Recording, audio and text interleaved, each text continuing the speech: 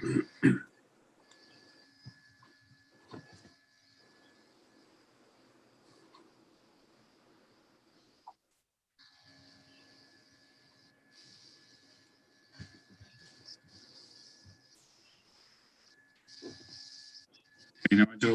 we are live and ready to go. Okay, thank you very much, Matt, for that. Right, good morning, everyone, and welcome to the October meeting of the North Norfolk District Council Overview and Scrutiny Committee meeting. Our first item, well, before I open the meeting formally, I will just cover the preambles regarding protocols of remote Zoom meetings. So could we make sure that our microphones are normally muted unless you happen to be speaking? Could you also bear in mind that the press and public are able to view us, so anything that we see or do or say will be open to scrutiny. Could you also make sure that if you leave your positions that you turn your video off and that your phones are switched off?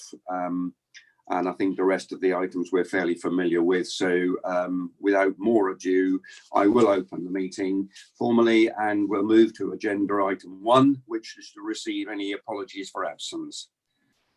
None received.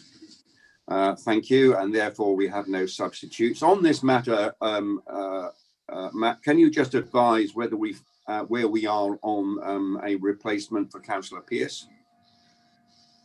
So essentially, Councillor Withington has taken Councillor Pearce's place. However, for those that are not aware, Councillor Tim Adams has now fully resigned his position from the committee. So we are in the process of seeking an appointment to replace Tim Adams. So technically then it's Tim Adams that we're waiting for the replacement for then. So yes, can you tell us where that is in the process, please? I think we're just waiting for an appointment from the group leader in that respect. Okay. Thank you for that. Right, moving to item 3 then, public questions and statements. I'm not aware of any. None received. Thank you. Moving to the minutes then, item 4. To approve them as a true record of the meeting, which was held on the 16th of September. So if we could go through them, please, for accuracy. Nigel, can I just please tell formally, Matt, that I was at the last meeting, but I'm not on the list of attendees. Yes, your presence, Pauline, will be noted, added to the minutes in due course. Thank you very much for that. Could we just go then through page 1, 2, 3, 4,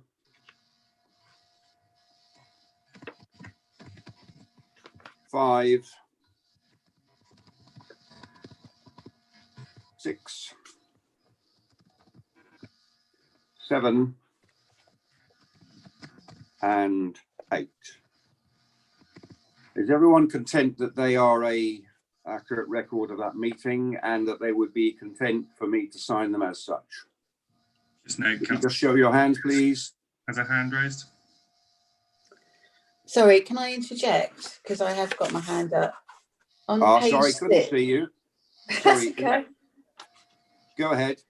And I got a blue hand as well. I can't see the blue hand. Go ahead. So on page 6, I think I requested that the North Walsham Has project was on the work programme because we were looking for work programme items, and that we should have regular briefings on this rather than just requesting updates if required. Right. So your suggestion is to amend that to read? To Councillor Fredericks asked if the committee would receive regular updates. Yeah, on their work programme, because I think it's very, very important that we look at these projects. So what would you like added to that after the word project on the work programme? Yeah, that'd be great. Thank you, Nigel. Everybody else, are you content with that amendment? Yeah. Okay. Thank you. Hands raised. I see. No one objecting to that. No. Thank you. Okay. With that addition, then on page 6, that amendment. Everybody else is content with the minutes with those changes. Then thank you. Right.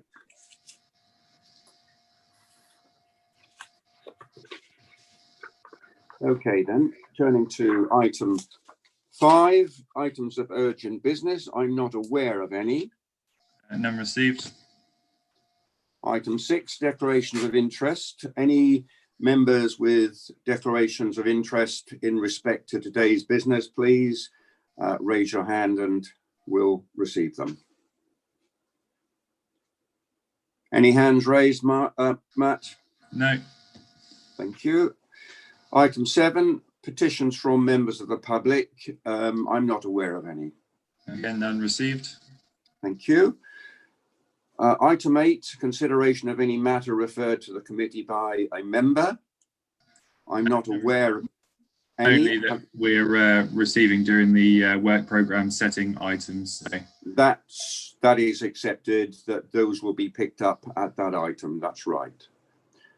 Moving on then to item 9, responses of the council or the cabinet to the committee's reports or recommendations. I think we've got a few points to pick up here, haven't we, Matt? Yeah, there was, I believe, a question that Liz just may want to ask. I did just have a brief conversation with Councillor Spagnola before the meeting started as well regarding the Norfolk Health Overview and Scrutiny Committee looking at ambulance response times. I don't know if she wants to just bring us up to speed on that conversation. We've not had the minutes through from that meeting yet, but when we do get those, I'll share those with the committee members. Okay, yes. Councillor Spagnola, would you wish to take this opportunity just to mention any points in respect to the ambulance response time and HOSCs dealing with that matter? So the ambulance response times was something that's been on the agenda for quite some time, but obviously in between time we had the CQC report come out with regards to the East of England ambulance service. Although it wasn't really agendaed, it was pretty much what everyone was bringing up in regards to the meeting. Or response times is basically a lot of discontent, because this is the 3rd meeting now that the East of England ambulance service have been, and things have got worse. They haven't improved. So this was the majority of the questioning and how they were going to improve it. If they were taking shortcuts to try and get the times back to what they should have been, if they were using that as a staff breaks, etc., to try and get them back to what they should be their times. There was also questions, obviously, about staff morale, how the frontline staff were feeling in regards to the position of the management. And that's kind of really sums it up, to be completely honest. It's quite repetitive, because obviously it was everyone wanted to know why it's just not had any improvement whatsoever. But I believe that it's being brought back in 6 months, if I remember rightly. I might be wrong because my brain's not great. But yeah, so that's kind of the summary of what was going on that day.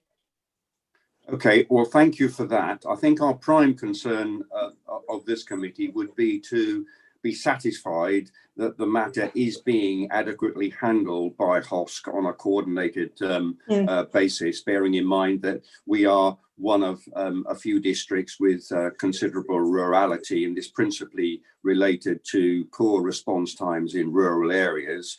And I think the chair, yes, our chairperson is very, very determined to get that done. We're very lucky with our the chair who we've got now, and she really is good at sorting people out. Okay, well, that's I think our prime concern would be to ensure that HOSC is taking it forward in a workmanlike way, so to speak, and a determined way to ensure that the matter is properly addressed. I think we also have to be mindful of the wider context here, that the CQC report and the special measures that the Ambulance Trust will be in, that will clearly take priority in terms of the management response and how the efforts will be directed to addressing those problems. But I think primarily we relied on HOSC in taking this matter forward on our behalf. And from what you've said, you are giving us an assurance that they are taking the matter seriously and that there is a determination to bottom that one out. I think we'd be pretty useless human beings if we weren't going to take this seriously, because it's way too important not to take it seriously. And yeah, I'm determined. If I'm sure that across the board at HOSC are equally as determined to get this sorted. Okay, right. I see one raised hand. Councillor Mancini-Buell, do you want to comment on this? Thank you, Mr. Chair. Could I ask Councillor Spagnola, what is the current response time? This is something that me and Matt were discussing, actually. It wasn't brought up this time, which is now, in hindsight, I'm thinking that I can't think why it wasn't, which I'm going to email as soon as I finish this meeting and find out what's going on. So I'm sorry I can't give you an answer, but as soon as I find out, I'll get to you. Okay, it will be helpful if you could do that after the meeting, just to satisfy that point. Okay. Councillor Butikofer has a raised hand. Sorry? Yeah, Councillor Butikofer has a raised hand. Oh, right. Yes, Councillor Butikofer, go ahead. Thank you. Good morning, Mr. Chairman, and apologies for joining you late this morning. Just to say, I'm part of a working group that's formed by an ex-GP in North Norfolk on ambulance response times. We have a meeting coming up quite soon, and the ambulance response times across the district vary, Councillor Mancini-Boyle, but they are particularly bad in the Wells area. So they vary. It is something that's being worked on, and there is some data that will be circulated prior to that meeting. So I'm sure we could let you have a copy of that data. I'm sure most councillors would be interested in it.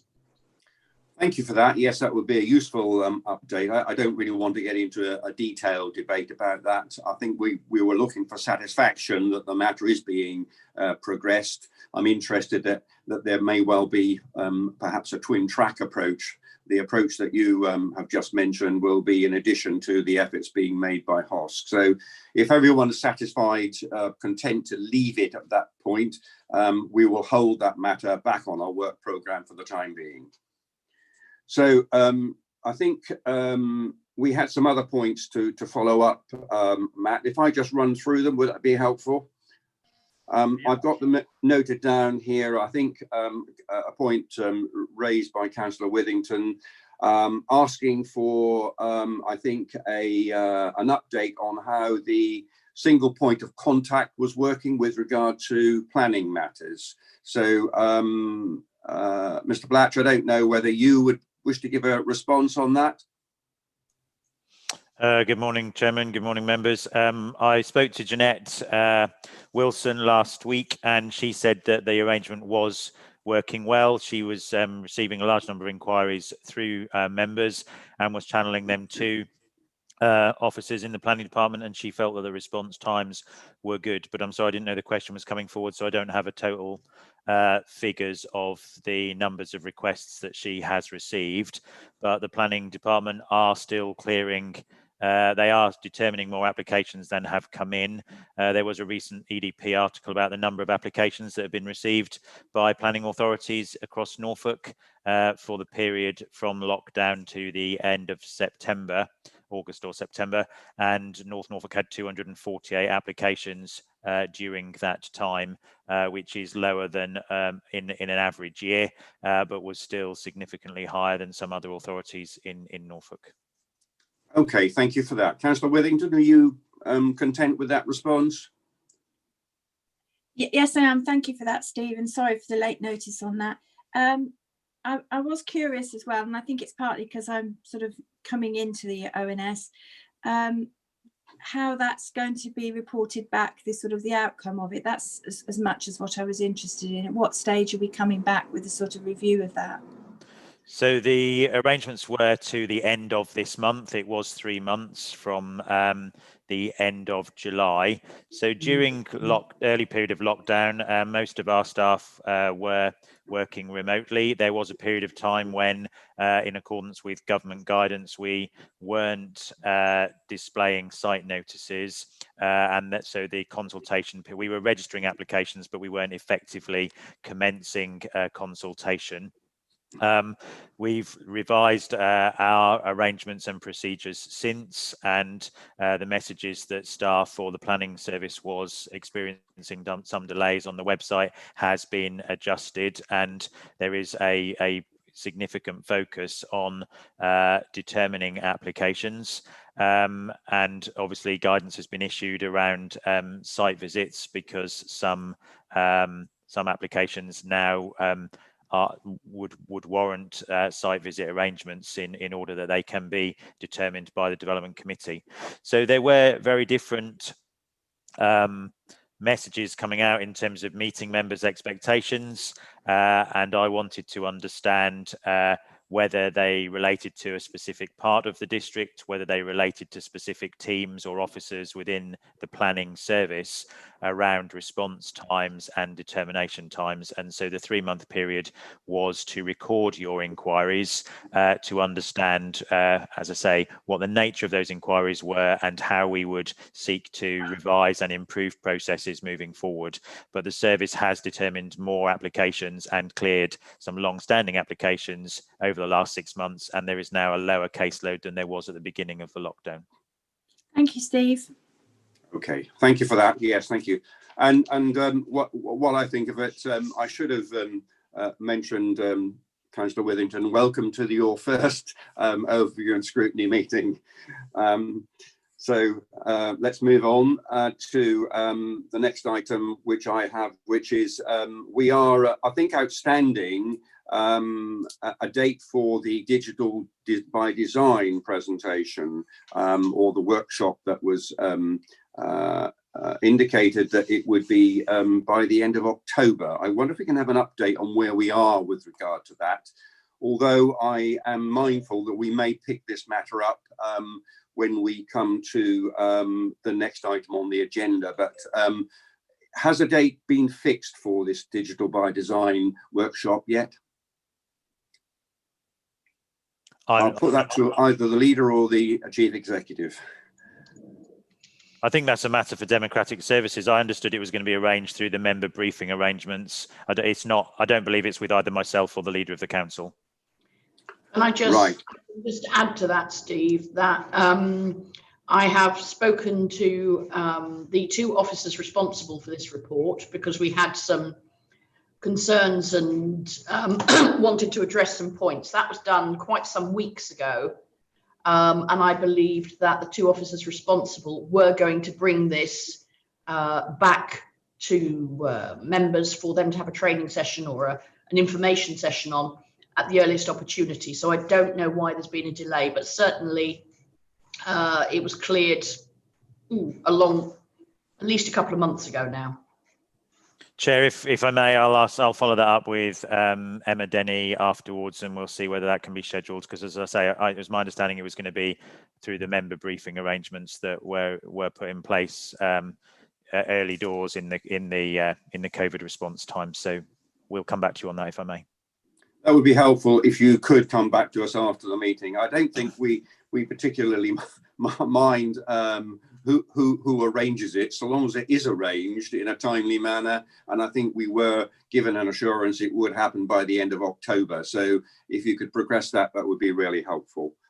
Just to add, Chairman, I think one of the things we're waiting for is just for the clarification of who would take ultimate responsibility. I think we've now, in Steve's email, I think it was last week, confirmed that Sean Kelly has taken the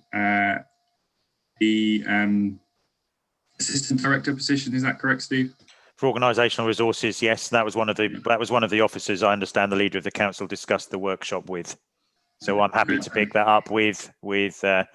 Kelly and come back to you with a date. Yes, I mean, I don't think I've got a role in taking that forward now, so past the end of October. So I think that would be Sean Kelly that would be taking that forward. Thank you. Okay, well, if we can just resolve that, Mr. Black, you'll come back to us in after the meeting with that arrangement. We'll leave the matter at that point. The other matter that we're outstanding, I think, was do we know when the income generation and savings workshop event for the medium-term financial strategy and next year's budget will be held? I think that was another one that was either for this month or November. Do we have a date for that yet?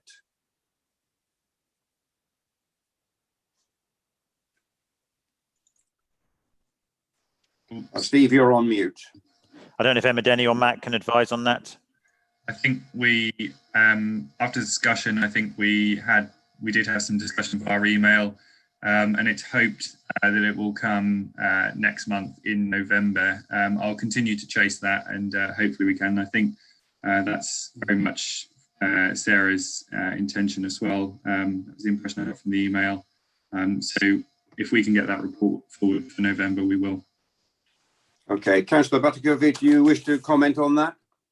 It's always been my intention that should come forward next month, but we had to have the first paper first to identify the priorities.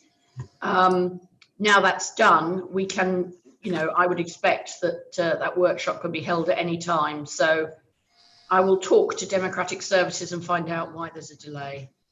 Okay, thank you very much. I'll leave that in your tender care, and if we can get a date, that would be helpful to plan that in, because I think we're looking to hold that as a not as part of our normal meeting, but to hold that as a workshop event rather than a part of the scheduled meeting. Yeah, no, that was my understanding as well, Mr. Chairman. I'm very happy to work with people on that, and there's one or two things coming forward that I'm sure will interest councillors as well, that we'll be able to share details of with them at that time. Good. Okay, we look forward to that. Thank you. I think they were the only items that I wanted to raise. Matt, are you aware of any others at item 9? No, that's everything I think for now. Okay, thank you very much. Moving then to item 10, which is the delivery plan reprioritization due to COVID-19.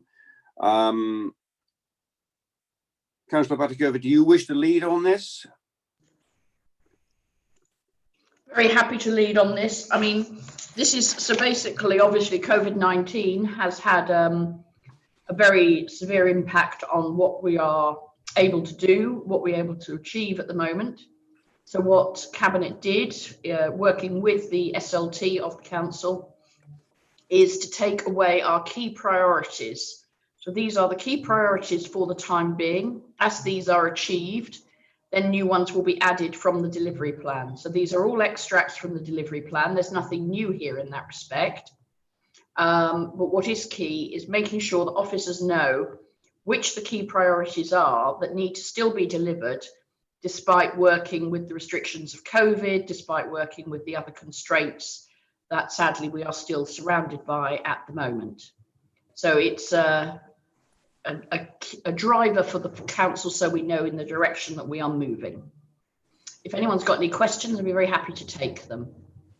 I'm aware we've got a number of questions actually in relation to this. I think Councillor Withington, you have submitted a number of questions in relation to item 10. We can take them in the order that Matt has I think lined them up. Would you like to lead on your first point? So I'm just checking I've got them in the right order then, if we go in that order. So 2.3 comes first, I believe. Business growth on page 11.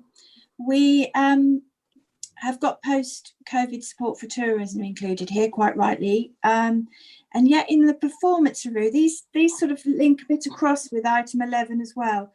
On page 32, the new development plans being deferred.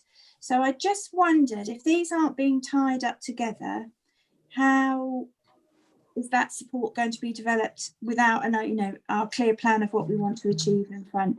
It just seemed that was really important in my eyes. Sorry, page 32, did you say?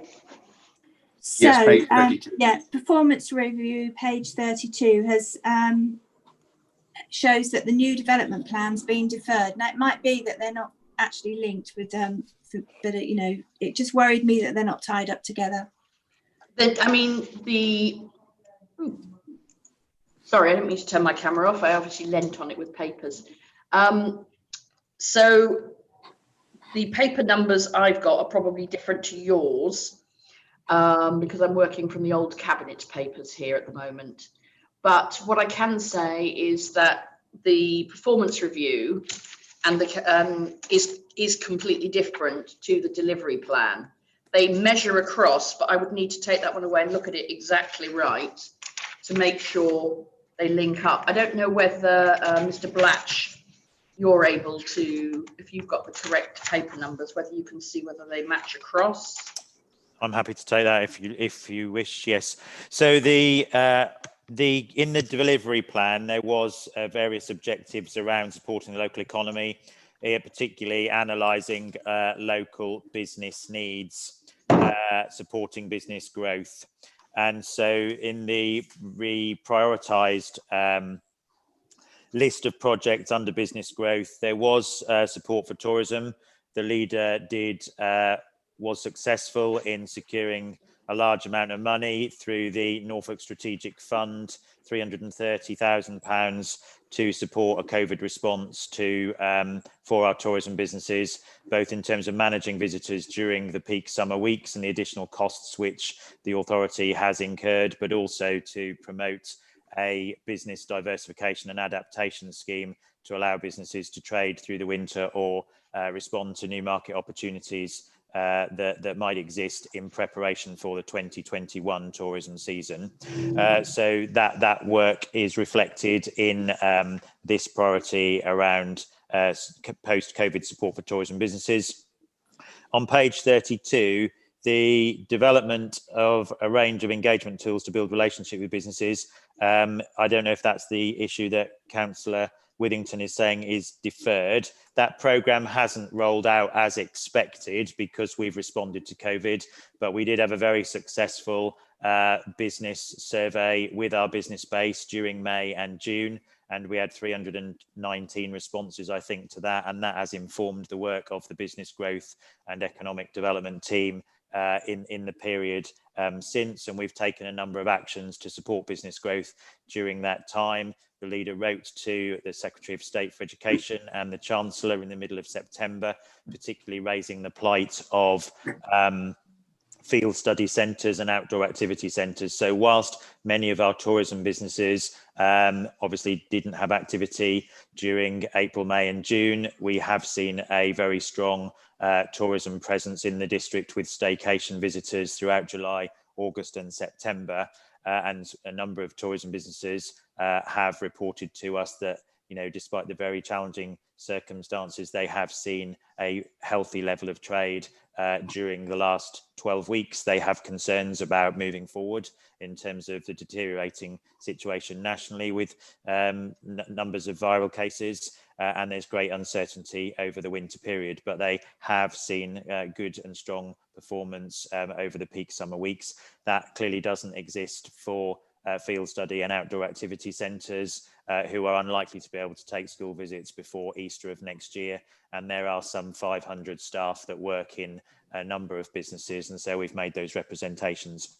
So we have had to tailor our activity through the economic growth team. Obviously, they've paid out with the revenues team £55 million of discretion of UK government grants to small hospitality and tourism businesses. We've then delivered a £2.76 million discretionary grant fund, which was delivered through the economic growth team. That's obviously reduced the capacity to deliver priority objectives within the delivery plan. And so in terms of refining the priorities for business growth in the new delivery plan, there was the post-COVID support for tourism businesses. There is the debate ongoing about repurposing the high street that delivers or particularly seeks to deliver the North Walsham Heritage Action Zone, which is a priority, moving successful in securing external funding for that. But there's a wider debate nationally around the impact of COVID and the impact on our high streets. And there may be opportunities in places like North Norfolk for us to promote high street and shopping locally through the winter and you know, in the face of strong developments in online retailing. But many of our residents might be fearful of going to large shopping centres, and there is an opportunity to reconnect and support our high street businesses. And then there's the ongoing piece of work that is being delivered around strategic sites and understanding the investment requirements in road and utility infrastructure to do that. And that work has progressed during COVID, such that there will be a report being brought forward around that activity within the next couple of months. Thank you for that, Mr. Blatch. I think the thrust, if I've got it right, of the point that Councillor Withington was making was that in delivering 2.5.2, there are elements of 2.4.2 and 2.5.1 that one might expect to see supporting that aim of post-COVID-19 support for tourism. So I think if I've got that right, the question was really around, shouldn't those two elements of work be in place and supporting 2.5.2? I think you also need to bear in mind, Mr. Chairman, the time period that's covered by this report. So this report is for the Q1. Therefore, there will be things that have already now followed on and taken place that aren't reported in this report. And that's because of the time lag in the reporting. I think that's accepted, and I think that's fine. I think it's a question basically as to whether or not those two elements of work would normally form part of the post-COVID support for tourism in any event, and whether it was a reasonable step to defer those. I think that was the essence of the question. Have I got that right, Councillor Withington? Yeah. Well, I mean, those pieces of work are now ongoing and have been ongoing at the latter stages. So into Q2, they've been started and are working on now. But obviously, when you're at the height of the COVID delivery response, you have to focus your teams, your staff, where they're most needed. So at that time, it was getting the grants out. And to those people, as soon as those grants were out, to try and keep those businesses afloat, then obviously, and quite a lot of survey work has been done to analyse exactly what their needs are. And that's one of the reasons why I fought so hard for that extra money from that fund, to make sure that there was support available for them, particularly those businesses that wanted to adapt and try and keep the season going longer, or indeed start the season earlier next year to bring people into North Norfolk. I think those points are accepted. It's just that this report says that those two items have been deferred. And I think, as I said, the thrust of the point was, is it really appropriate to defer those, bearing in mind you want to press ahead with the support arrangements to support tourism? But what we're saying is, those were the report. This report is written for Q1, and in Q2 is when we were doing that work. So when you get the report for Q2, if you still see deferred, then absolutely come back to us, but you won't, because that work is ongoing. And that's the problem with the time lag of these reports, because they make it look like we're not doing the things, but we actually are. But because of the time lag that we've had with getting the new system set up, and which I have to say in its own right is a fantastic system, but the problem is that time lag has made it look like we're deferring things which we're not actually deferred once we're able to use the team. You have to remember that it's the same team doing the delivery of those grants at the same time as needing to support those businesses. So okay, I think we've got the picture. That's very helpful. Councillor Withington, are you content with that response? Yeah. I mean, it's really good to hear that in effect it hasn't been deferred, and perhaps some of that's come from my getting to grips with understanding this time lag, etc. But the fact, I'm reassured by what Mr. Blatcher said, and I think we hopefully, as Sarah says, we'll see that it hasn't been deferred in the next one, and we can all be relieved. Okay, thank you very much. Do you want to move on to your next point? Well, I think that's probably got a similar answer, to be honest. So I'm happy to leave it at that. I think that Chairman, relates probably to time lag as well. Chairman, would it be helpful if I just explained the difference between the two reports? I think it might. Okay, so the council has a performance framework, which is the second of the reports, the performance report for Q1. Those objectives have been set for some time. They have now been put into the new in-phase performance management system. And the item 11 on today's agenda is the Q1 report against those previously agreed performance objectives. And there is, because it covers the period April to June, our ability to deliver against those long-term performance objectives was compromised by our focus on COVID during that time. The council also agreed a delivery plan. So it agreed a corporate plan last November. It agreed a delivery plan of a number of priority actions to be delivered over the 4-year term of this administration in February of this year. And again, the ambition that was laid out in the corporate plan and the delivery plan has been compromised by the organisation's need to focus on a COVID response, particularly during the period of the national lockdown from the 23rd of March through until the end of June. And then obviously, as we've shared with you through the various reports that we've brought to Cabinet around our COVID response, we have had quite a lot of organisational focus on accommodating larger numbers of visitors than we would even normally see in a peak summer season. So the organisation, we are a lean organisation. We have managed, as we say, to provide support through hardship grants for business, for individuals through the benefits team. We've provided long-term accommodation for street homeless and homeless people. We've delivered business grants. We've delivered community support interventions, and that has required us. We aren't able to deliver at pace or as the timescale originally anticipated in when we adopted the corporate plan and the delivery plan, all of the work streams that the administration would like to have achieved. And so during August, recognising that those pressures were on the organisation and the very different context in which we were having to operate, without knowledge that we would without any clear knowledge that we would see restrictions possibly and COVID being with us through until next Easter, the Cabinet did spend time with senior leadership team in August looking at the delivery plan objectives and refocusing those priorities against the 6 themes of the corporate plan. And so in order that we aren't spread too thinly and pulled in too many directions, the Cabinet agreed 3 priority objectives under each of the 6 themes of the corporate plan.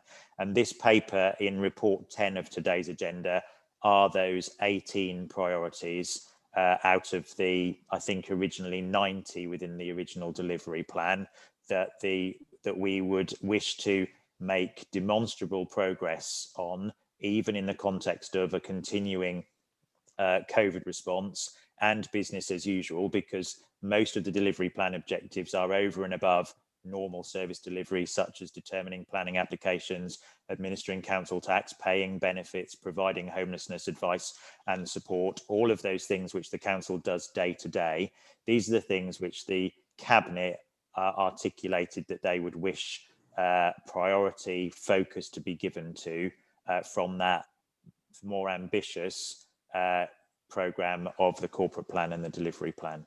So I hope that's helpful by just outlining what the difference is between the report 10 and then the performance report, which we obviously will come to in due course on this agenda. Yes, thank you for that, Mr. Blatch. I think that has been very helpful to put into context those two elements. And I think we do recognise that this work is over and above the routine service delivery work that you rightly point out. And I think we understand as well the context in terms of the priority and the amount of resource given towards COVID-19 support, that this obviously has an impact. And I think that's part of the context of why we are not at all surprised that there should be a revised delivery plan presented, and that may well have considerable surgery on it compared with the original corporate plan and the delivery plan as was envisaged. So I think that is very helpful. But I think it is useful for members, however, to have an understanding of those complexities and also some of the dynamics that are going on within the teams and having to redirect themselves from one to another, and how that work needs to be prioritized. So I think the points that we're talking about are germane to our understanding of what is actually going on. And to that extent, I think some of the questions that Councillor Withington have raised may be in the same vein, but and I think you probably haven't seen them, Mr. Blatch, but they are, I think, relevant to each of the themes that have been that have been listed. So Councillor Withington, I don't know whether you want to just briefly go through those just to make sure that we are on the same page with each of them.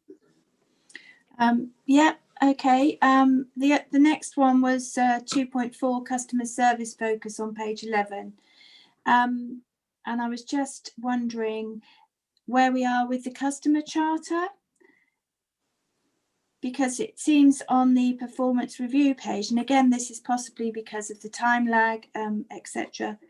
We seem to be setting strategy, and I'm not sure how that links in with the charter, whether that's the charter leading or the strategy determining the charter. So I was just questioning that one, really.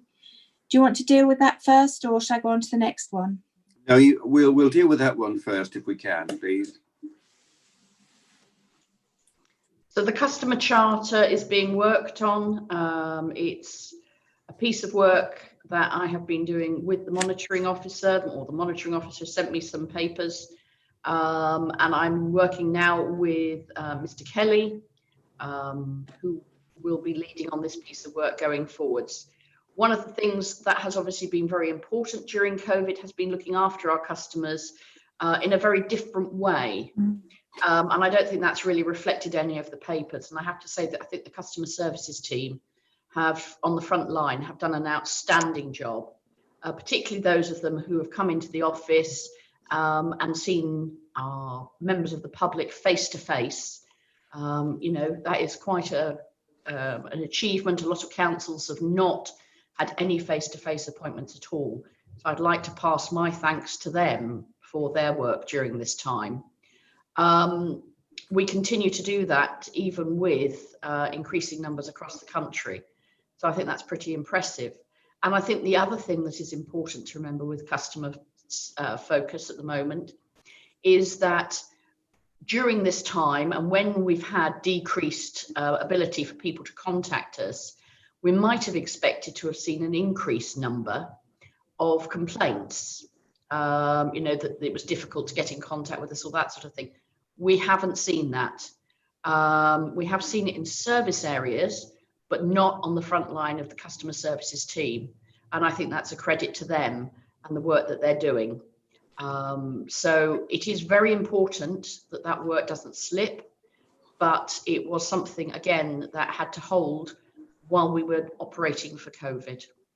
I think the thrust of the point, Councillor Batakova, if you can just address this, I think the thrust of the point was whether the strategy was driving the digital by design or whether it was the other way around, because we've obviously seen the digital by design some 2 months ago in a preview, and I think the question really is which is the driver here? Is the strategy the driver, or is the digital strategy by has design to be model?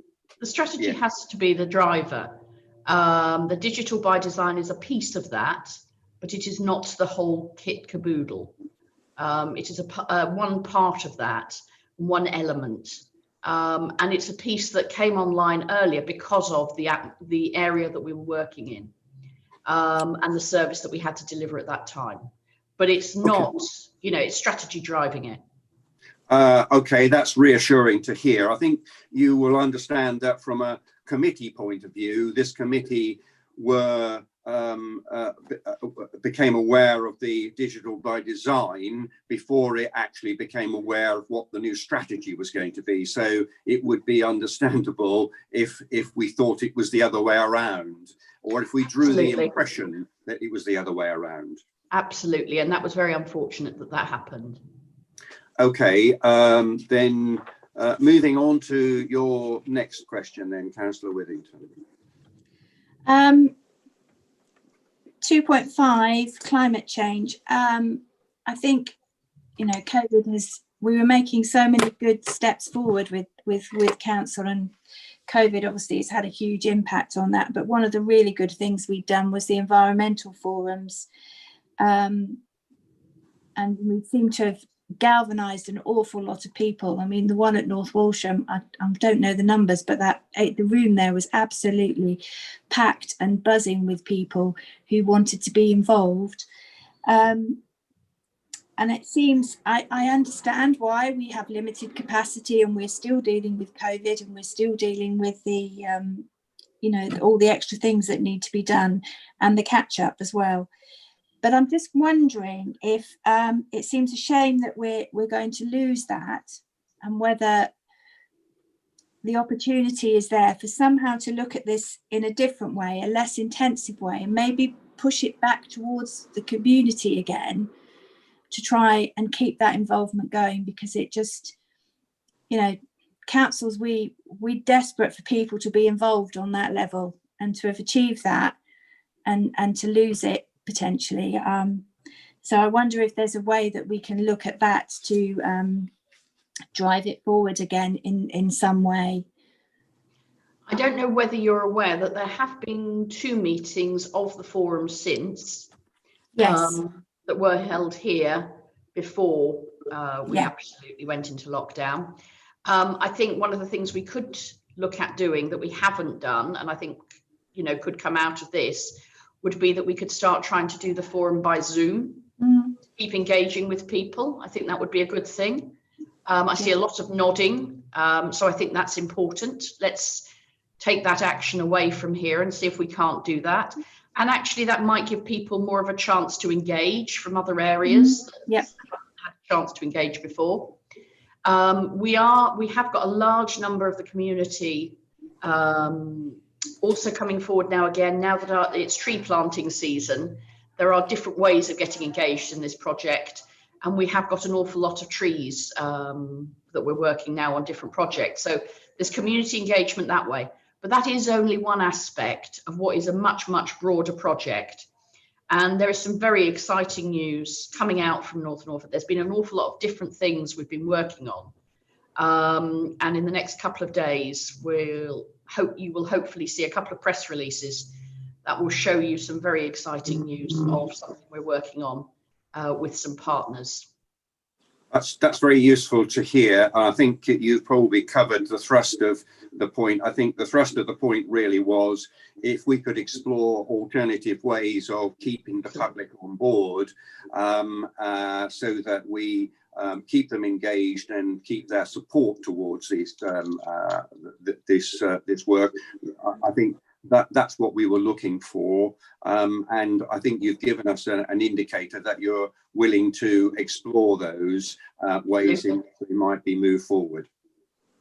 Just note that Councillor Toy has a raised hand. Yes, Councillor Toy, you had a question. Thank you, Mr. Chairman. No, I just wanted to try and clarify things further, if I could, for myself. As I understand it, from what I'm hearing here this morning, is that we still have the same aims, we still have the same strategy. All that we've done is, because of COVID, we've prioritised the things that we can build on whilst this is still going on. So the digital by design, where people have already, moved that way because of COVID, we can actually bring that part forward and achieve those parts, so that as COVID rolls out, which will still be measured by the things in item 11, we can still bring those things back in. So none of them have gone away, and all are able to be worked on, but these are the priorities, so that we can start working on that list. I hope that I've understood that correctly, and I'd just like some clarification of that. I just wanted to get it in a real simple term for myself. Thank you. I think you're on the right page, but I stand to be corrected if that's not the case. No, it's absolutely absolutely on the right track, Councillor Toy. That is exactly where we stand. Thank you. Councillor Housden, you have your hand raised. Councillor Shires first, sorry. Oh, yes, Councillor Shires. Thank you, Mr. Chair. I just wanted to say that I'm really appreciative of the openness of seeing where the delivery plan is, and we can see the impact of COVID. I mean, obviously we are now 4 months nearly beyond this report, so I'm glad to hear that we've got some movement on it. I think it's really interesting that the points that are coming up is kind of concern about the direction that we've headed in some ways, but I'm equally delighted to hear that things like the environmental forum that's being brought up, which is so important, that we are now adapting to the new normal, to coin a very popular phrase, to enable the work that we wanted to do to continue. So anything like that, I just want to say that I'm in great support of, and I just wanted to get behind that and say, if there's anything that I can do to support any engagement in terms of digital engagement that we're going to do, I would really very much be delighted to be a part of that. The question that I did want to ask is, obviously we are nearly 4 months on from the report that we're seeing. When do we get the next report so that we can make a comparison? Sorry if that's a bit of a difficult question. I think it would be more useful to see where we are in comparison to where we were, because right now we haven't got any benchmarking to go against. And we would see an indication of trend as well with the second one. So yes, if we can have an indicator when the next report will be with us. I'm mindful that this first quarter one is quite retrospective, should we say, and I think we covered that point in the cabinet meeting, but it would be useful to know when the next one will be with us. Absolutely, and I think we need to say that this one is actually only a month behind where it would normally have been on the delivery schedule. It's something I always, when I was sitting in the overview and scrutiny seats, I always found such difficult to get my head around, because I thought, hang on a minute, it's been quite a while since then. But actually it is only a month behind. Can I just confirm with the Chief Executive, I think it's next month, certainly the month after at the very latest. It's the December. It's the December cabinet meeting. The end of the month was obviously only 2 weeks ago. The next cabinet agenda has to be agreed next week, so the information, the data, is not immediately available in terms of some of those volumes. So it is scheduled to come to the cabinet in December. Okay, thank you for that, Councillor Housden. Thank you, Mr. Chairman. There's a couple of things here, really. Generally, I think the members perhaps don't get involved in operational matters, but I think this is actually quite confusing to try and cross-reference agenda item 10 with agenda item 11. In my opinion, agenda item 10 should stand alone as a statement on the prioritization due to the COVID pandemic, which is obviously going to change again by the time we get to the next scrutiny meeting because of what's currently happening in various parts of the country. That's the first thing. And I think it is very confusing cross-referencing. And I do think that the delivery plan is very well set out, and we should be focusing perhaps far more these questions on the content of the delivery plan. And of course, we're actually looking at a delivery plan with a time lag of 4 months, which has been voiced many times. And it just seems somewhat academic to be questioning something now that has a lag of 4 months in it. And we can't criticize something on this basis. We can't really scrutinize it because we're not comparing like with like. I think you make a good point, and I think it's a point that's certainly come out from the discussions this morning. And I think had we have probably been more aware of that, then I suspect the questions wouldn't have come forward in the way that they have, because that understanding would have been clearer. But so I think your point is well made, and I think probably from this session we will have a better appreciation of that. But I think, however, as illustrated by the last point that's been raised with regard to the environmental forums, there are some things that are still relevant to be picked up from the delivery plan. But I think that doesn't have any linkage with item 11 so I think we're quite right to go through it in the level of detail that we are, but I think we've now recognized that the linkages are somewhat tenuous, to say the least, by them being historical in that way. So I think if we've all taken that point on board, that would be really helpful. Thank you. Can I just, sorry, Yes. Mr. Chairman, may I just say, I think it's really, really important too for people to understand that nothing in the delivery plan is going away. It's not that we don't want to do anything in the delivery plan. It's just that officers cannot work on, all of that plan at once. And so we had to bring some forward. If there are others like the forum that we can bring forward at the same time, then absolutely we will do that. That's well understood. Thank you for that. Councillor Mancini-Boyle, you had your hand raised. Thank you, Mr. Chair. Just a couple of quick points. Councillor Spagnola has kindly sent me the response times for the ambulance services. I'll leave that for her to let you all know what they are. If I'd like to draw your attention to page 16, item 2.3, the community support programme. The council has done an admirable job of dishing out 500 food parcels and over 3,000 prescriptions. Could I just stop you at that point, because we're not on item 11 yet, on page 16. Oh, sorry. Yeah, we're still on page on item 10. We can pick that up when we get to that point. Okay. Okay, thank you. Right. Okay. Councillor Withington, would you like to move on to your next point?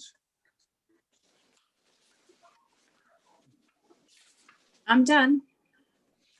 I thought you had points in relation to 2.6 and 2.7, according to the email that I have in front of me. Yeah, that was under the performance review item, agenda item though. Okay, so the quality of life one on the item 10, you no longer wish to raise that one? No. Okay, thank you.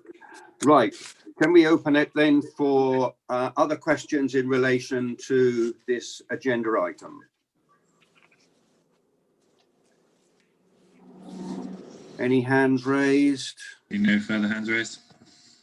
No, okay.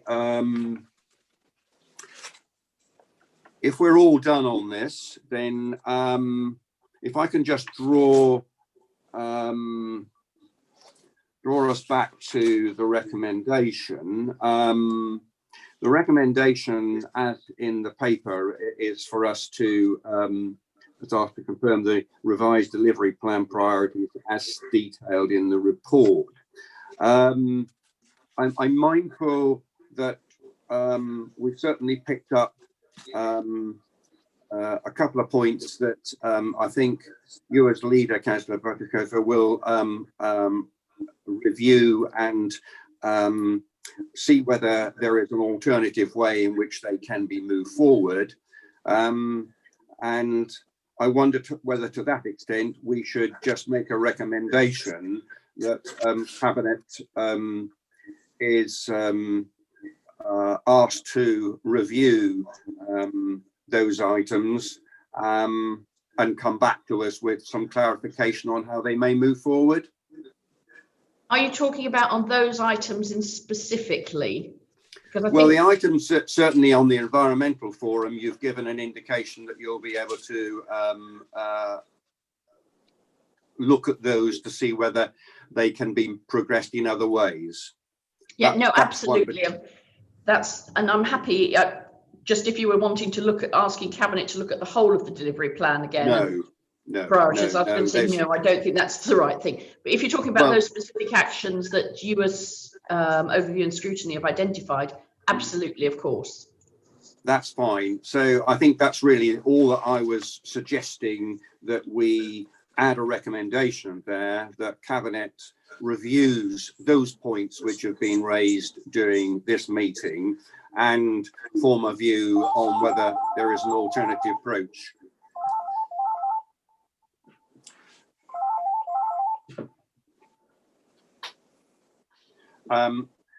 Sorry about that. So perhaps we've got the makings of a recommendation along those lines, that Cabinet be asked to review those items raised by this committee to see whether there are alternative ways in which they may be progressed. Something along those lines. Okay, thank you. We'll refine that. I'm mindful, I think, Councillor Buttercover, you needed to leave the meeting around this point. Is that still the case? I've got about 5 more minutes, Mr. Chairman. Right. I'm really sorry, but I have been summoned somewhere else. No, that's fine. That's fine. That's well understood. Okay, Steve has a hand raised, Nigel. Go ahead. Yes, yes, Mr. Blatch.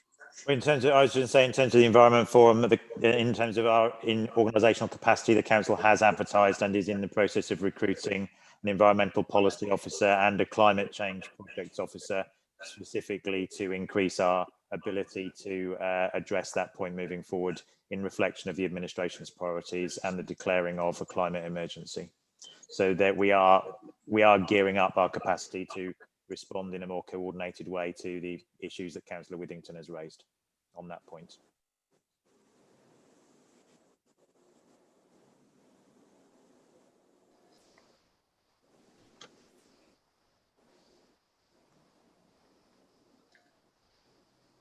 I don't know if we've lost Nigel there. Nigel, are you there? We've temporarily lost the chairman. If we just give it just a minute for him to rejoin. I assume he's having some internet difficulties.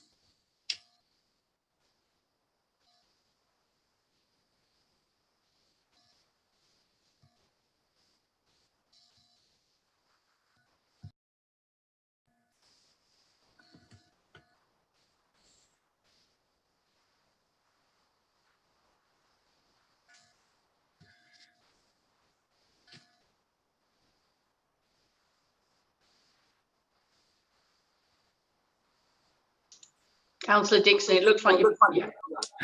I'm back with you. I have a technology failure. So yes, I'm back with you. I think Mr. Blatch, you were speaking just as I lost my internet. I was just saying that the organisational capacity has been strengthened because we are in the process of recruiting an Environmental Policy Officer and a Climate Change Projects Officer to deliver the administration's objectives around climate change and our environmental footprint. Okay, thank you very much. Okay, can we move then to, can I have a proposer that we accept the paper as read with the one recommendation and the additional recommendation that we've just been discussing along with the leader? If you're content with that, can I have a proposer? I've got Councillor Heinrich and Councillor Toy seconding. Do we need to take a recorded vote on this, Matt? Yeah, if you're just making that formal recommendation to request that the Environment Forum is reconsidered, then yes, we can make that as a formal recommendation and vote. Yep. Right. Okay. So, do you wish to do that by roll call? Yep. Okay. So, if everyone's ready, Councillor Dixon. For. Councillor Withington. Sorry, Liz, your microphone's muted. For. Sorry, I was expecting to be at the end with W. Councillor Blathwaite. For. Councillor Fredericks. For. Councillor Heinrich. For. Councillor Housden. For. Councillor Mancini Boyle. For. Councillor Shires. For. Councillor Spagnola. For. Councillor Toy. For. And Councillor Varley. For. Okay, that's unanimous. Okay, thank you very much indeed. Then, if we can just move forward to item 11 on the agenda, which is the Managing Performance Quarter 2020-21. It almost feels as though we've kind of dealt with that one already in some regards, but it stands in its own right. Who would like to lead on that one? I'm mindful that the leader has to leave us at this point, and but I think Councillor Seward, are you standing instead of the leader?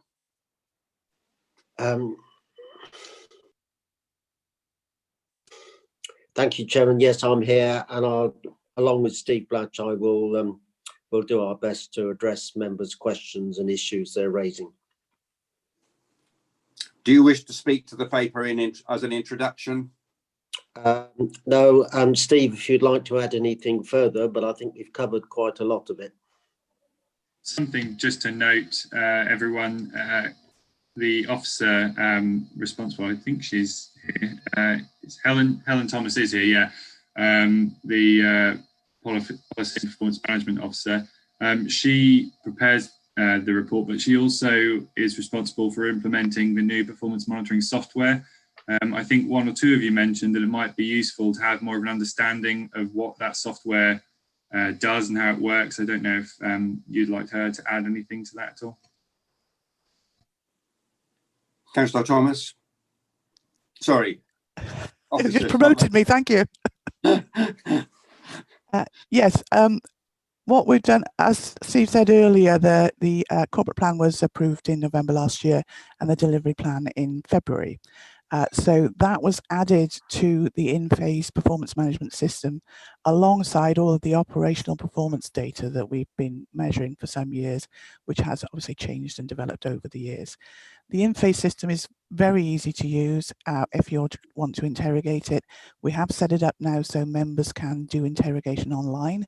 So some of those issues perhaps you're talking about having these reports, even when we're on time, we'll be six to 8 weeks behind the time of the end of the quarter that you'll be seeing the reports, but you will be able to see them live at any time and see what members, officers, lead officers and owners of actions have said. So I'm proposing to put a brief half an hour introductory session for members on shortly, so that I can guide you through this website, show you everything that's in it and how you can interrogate it and find exactly what you want to see. But it is basically just a website you navigate around, and everything you might want to see is in there. Thank you for that, Helen. Can you just clarify whether that briefing would be for all elected members, or are you just addressing this committee? No, that would be for all members, anybody who wanted to attend. Okay, that's really helpful. I think that that would be good, and if we could have a date when that might be planned for, that would be useful to get in our diaries as soon as possible. Okay, thank you. Mr. Blatch, is there anything you wish to add to that? Not significantly. Obviously the report is for the period 1st of April to the 30th of June. So we've talked about the issues of the pressures that were on the organisation at the time and the reasons for the 1 month slippage in terms of this would normally be presented to the September round of meetings. But I'm happy to take any questions on the members might have, or indeed Helen might be able to support me in that regard. Thank you. Okay, thank you very much. I'm mindful that Councillor Mancini-Boyle, we carried over a question from the last item to this item. I think you had was it on page 16? Yes, Mr. Chair, it was page 16, item 2.3. As I've said, I'm glad you've all caught up, by the way. My point is, the council has done a fantastic job of issuing 500 food parcels and over 3,000 prescriptions. My question really is I sincerely hope we're not scaling back on the community support programme. I take it we're not, but I'd like clarification, please. Mr. Blatch. So we did put in an extensive community support programme at the initial lockdown. During that period, there were significant pressures on many people who were shielding and self-isolating, recognising the age profile of our population in accordance with government guidance. So many people found it difficulty to get out to the shops and were looking at home deliveries. And in extreme cases, we did, as Councillor Mancini-Boyle has made reference to, deliver food parcels. So during the early weeks of the national lockdown, we did, through those local coordination centres and the community support system that we put in place, we did respond and support people access shopping locally. So we advised people of local stores that were able to take payment and deliver to people's homes. And we also advised, as national retailers stepped up their home delivery slots, we also advised people on how they could access home deliveries through that route. The number of calls we were receiving through our dedicated COVID hotline and website did diminish significantly during the latter part of May. So those systems and arrangements were stood down in common with other authorities in Norfolk. They can be resurrected and stepped up again at any time. And given the increasing incidence of COVID nationally and at a lower level locally, we are in discussions about how we resurrect or reinstate that community support programme. The wider issue of the neighbourhood and community cares structures that were established and we worked in partnership with during the national lockdown, we have all those contacts still. There was obviously the motion to council on the 23rd of September, which asked for those to be mapped, and we are in discussion with Community Action Norfolk to undertake that work to ensure that there is resilience to those partnership organisations or voluntary organisations on the ground, so that if we do see any further national lockdown or that people choose to shield in accordance with the emerging situation, we are able to provide that support and resilience to people at home with those basic needs in terms of food supplies, collection of prescriptions, and any non-emergency but urgent circumstances that people might request for help that they might have. And obviously, as we enter the winter period, if people have heating breakdowns or something, they might wish to have the assurance that any tradesperson that visits their home operates within COVID secure practices and that sort of thing, rather than placing themselves at risk. And we will be able to support and advise people in that regard in the coming weeks and months if they request that help. Thank you for that. Councillor Mancini-Boyle, are you content with that? Yes, thank you, Mr. Blatt. Thank you, Mr. Chair. Thank you. I've got two blue hands. I think one must be Councillor Housden. Yeah, so we've got Councillor Cushing, Councillor Housden, and then Councillor Shires, I believe. Thank you. Councillor Housden. Thank you, Mr. Chairman. If I could just ask Steve Blatch, are we depleted in any way staff-wise following the sort of first wave of lockdown in the event that there's a circuit break as is tentatively suggested at the moment? Not at the present time, no. Good. Okay, and Mr. Chairman, just one quick question I wanted to ask earlier on. The website for the delivery plan, is that live? Is it something we can tap into at the moment, or are we going to have to wait to have a look at that? It's always nice to get in these things early. Helen, are you able to take that request from Councillor Harrison Yes, in terms of access to Inface? Thank you. Absolutely. Yes, that is available now. I won't give you the password at this meeting because obviously that should be kept private to members, but I can ask Democratic Services to send that round to you, and then you'll be able to have a look at it before the training session, which I'll put on by the middle of November. That's fine. Thank you very much. Okay, thank you both for that. Councillor Cushing. Thank you, Mr. Chairman. Just wanted to go back to actually the timeliness of the MI reporting and something that Helen said. It seems to be really important that any of the information that any committee looking at is as up to date as possible. If we're able to actually go on there and look at it online and see the up-to-date information, don't really quite understand why a report can't be pulled from the system sort of in a sort of short period before the reports are due to be published. It just seems to me that I think we had earlier, in answer to one question, when asked, I think Hans Brutikov said, well, the information's out of date. Well, surely all committees have the right to have the most up-to-date information that we can get. So just understand why we can't do that a little bit more timely. Thank you. Okay, thank you for that. Officer Thomas? Yes, there were two elements of that. One is that during the summertime, people were still doing a lot of COVID-19 work.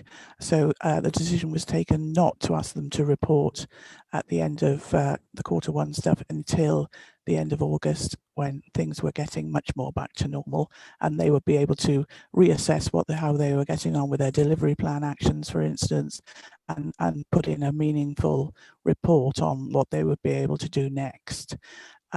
So that 1 month delay was for those sorts of purposes. In terms of next time round, the meetings in December are quite early. So you will be seeing that report of record, if you like, that goes into the agendas and then is a record for the future. But yes, you will be able to go in. We're just about to send out to officers the deadlines for them to prepare their information for the end of Q2. Some of the data is already in there because some people schedule it just to do it anyway. So you will be able to see it as the information is put in. Some of it, there is a time lag, like freedom of information requests, because we can't tell what September's performance was until early November. So some of that, there will be a natural delay built into what the data is that you see. But yes, that's the way it works. Once everything's provided by everybody, we then generate a report that goes into the agenda. But there is a live version of that report that you can see, and various other reports as well.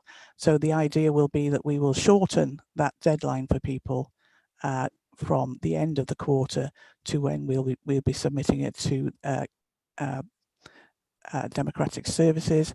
But there does need to be a review by SLT to make sure that they are happy that an accurate position is being reported, and overall it gives you the right picture of what's happening with the council. So there is a short process after the end of the quarter for that information to go into the report and then be prepared to go on to the Cabinet and overview and scrutiny agendas.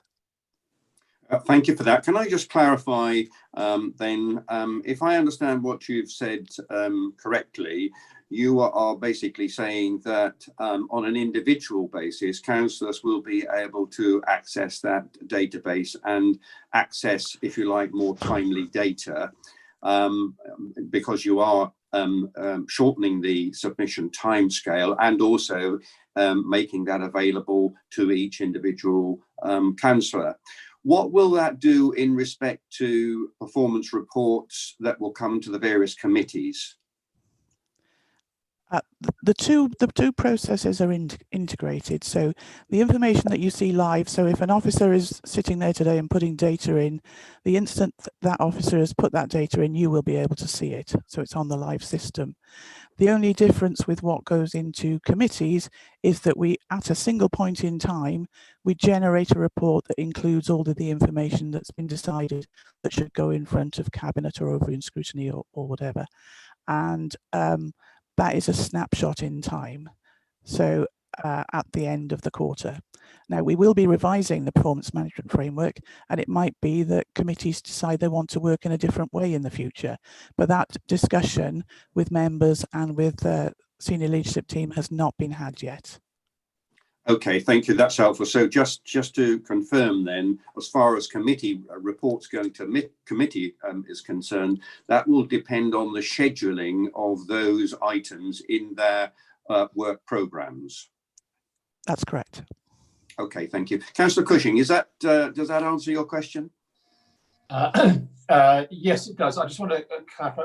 Presumably, as part of your training session, we'll be given links to the system beforehand and trained on how to get into it and access it. Is that correct? Oh, absolutely. It'll be right from the start, giving you the link, giving you the way you log on, which is very simple actually, and then a guided tour around the website so you can see the range of information that's in the website, but also in the ways that you can use the website to search for things, for instance, and view things from different points of view. So, and also I'd like to use it as a feedback session from members as well, if there are things that they don't think are working or they want some additional reports. I'm quite happy to get that feedback actually to make it as useful as possible to you. Okay, thank you very much. Yeah, thank you for that, Helen. I think you've whetted our appetites, and I even see some stimulus of excitement amongst the committee members that I can see on the screen, that they can't wait to kind of take a tour and see what you've got on offer. So thank you for that. Councillor Shires. Thank you, Mr. Chairman. I would just like to ask a question about the data, if that's okay. According to my papers, I don't know if everybody's got the same order as me. It's page 59 in the overall pack. And I'm looking at DM024, and it's the percentage of non-major planning applications determined within the time period. I'm happy to see that according to this, we're ahead of target. What I was really interested in, I don't know if we would be able to get it in future reports, is the length of time it takes for the rest of the applications to be determined. I love that we have targets and things, but it's the outline applications that are often the ones that we need to keep an eye on. Who wants to respond on that? Mr. Blatch? So well, we can take that away for Councillor Shires and discuss whether the measures performance measure is appropriate or whether it needs revision. What I would say is that at the moment this doesn't include reference to agreed extensions of time, and that obviously is a position agreed with agents or applicants, but that doesn't feature in this report, and so I don't think you do have the full performance data of the planning service here because of that issue. And I think what Councillor Shires is asking without speaking for her is that she would like an understanding of the full picture of performance within the service and how that can be improved, or whether there is a resource constraint or issues around consultation engagement by town and parish councils or technical and statutory consultees. So, you know, the planning process is complex. It is dependent upon the engagement of a number of people, professional advisors, etc. And sometimes it is dependent upon clarification sought from the applicant and their technical advisors. But you don't have a complete picture here in this indicator, and I believe that's Councillor Shires' concern. Okay, thank you for that. Officer Thomas, you wanted to, you've got a hand raised. I have. There's two things really. The indicators that are in this particular report are the national indicators, giving the performance indicators that we are required to and the standards that we're required to achieve, set by the government. The second one is, Steve is actually right. The indicators that are in this report are the key performance indicators associated with the corporate plan objectives, or they are management indicators that SLT have decided that Cabinet and themselves need to demonstrate that and make sure that we are achieving the performance levels that we need. There is also another set of indicators, service indicators, that services use to manage their own services on a day-to-day basis. So there will be further indicators associated with development management, for instance, and major projects. And when you get access to the system, you'll be able to see all of those service indicators. Okay, thank you for that, Helen. Does that answer your question, Councillor Shares? It does. Thank you, Mr. Chairman. Mr. Black, you're entirely right in your assumptions about what I had said. You know, it's the other parts of the data that we can perhaps take an extra look into, because that's also a performance indicator. So I would welcome anything that could broaden our perspective on this particular issue. And thank you, Officer Thomas, for indicating that there will be further information available through this marvellous system that we're all delighted to be able to get access to. Thank you for that. Councillor Toy. Thank you, Mr. Chairman. Yeah, just while we're talking around the data, then if I can just clear up.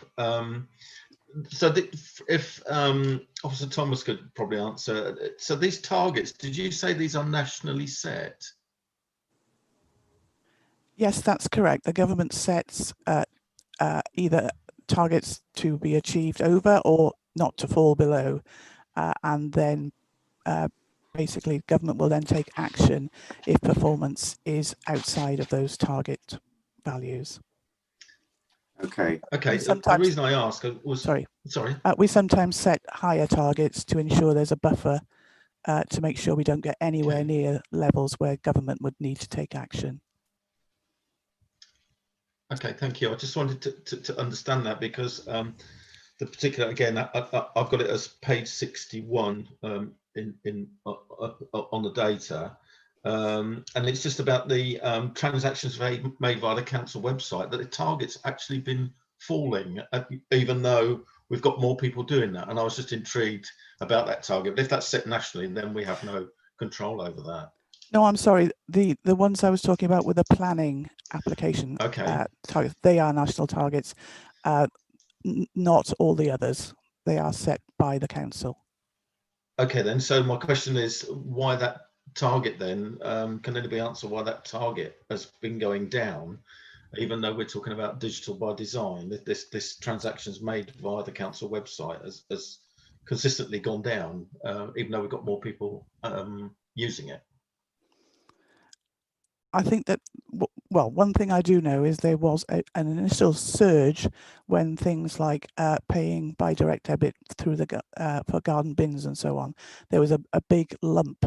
When you see the data, because you'll be able to see it all the way back to when we started measuring this indicator, there have been some surges as things go on, and then they calm down because we're getting more and more people paying by direct debit. So things like going through and paying is going down, because most people are not having to go back onto the website to do it again because they've set up direct debits.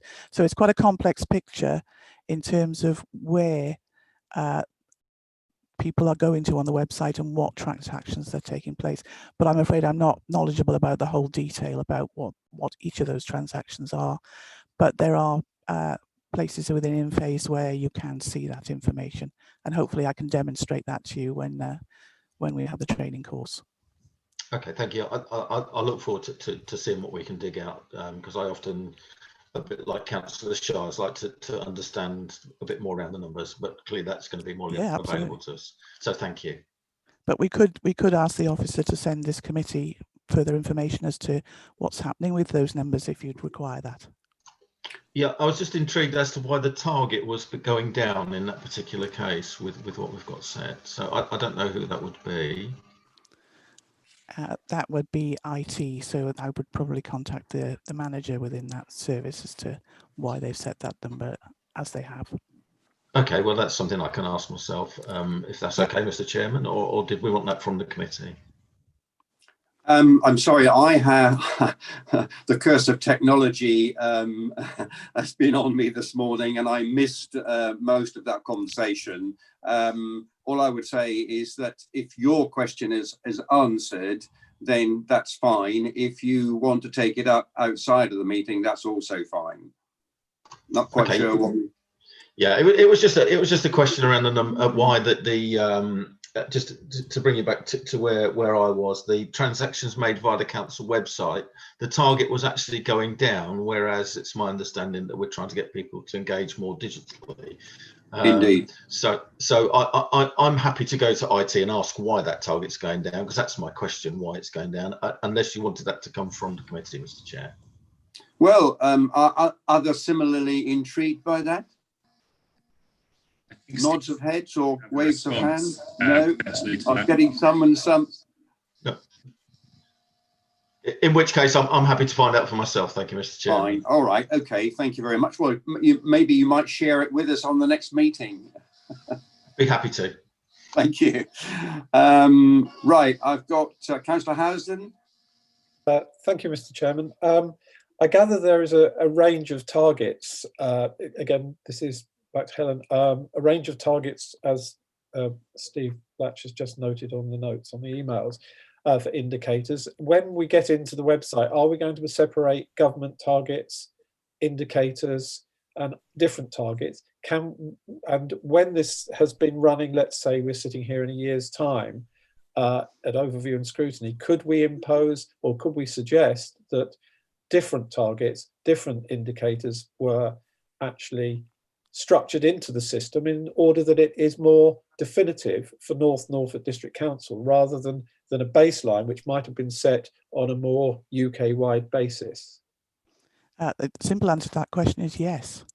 If you want to make recommendations about particular measures you want the council to measure, or particular targets within existing measures you want to set, you're free as overview and scrutiny and as your responsibilities under performance to make those recommendations to Cabinet and have them added to the reports. Thank you for that. Just a word of caution on that one.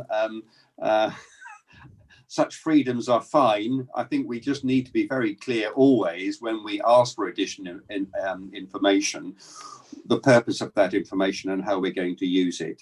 So long as we can satisfy those questions, I'm sure that we would be happy to add to that. I'm always a little cautious about winging it on our own, so to speak, because if we are able to make comparisons within our own organisations, then that's absolutely fine. It's when it comes to measuring ourselves against other organisations that we sometimes wonder whether our data is actually serving us well in that regard, because such comparisons are difficult to make. But anyway, that facility is really good to know about. Any other questions? I've got one question which relates on page 25 to item 5.1.3, where it says that we will be trial zero based budgeting. And I see that the project hasn't started, but I'm mindful, of course, of this time lag thing that we've already spoken about. So my question really was, and it may not be so relevant now, is this a realistic in the time available? Bearing in mind, I suppose we've got about 2 months in effect, because we need to have the papers in sort of worked up by, I think, the end of December. So by the time you take Christmas out of it, you probably have only got a couple of months left in which to do it. So is it still realistic or not? My understanding, Chair, is that we will pilot or trial in a couple of service areas a zeros-based budgeting approach.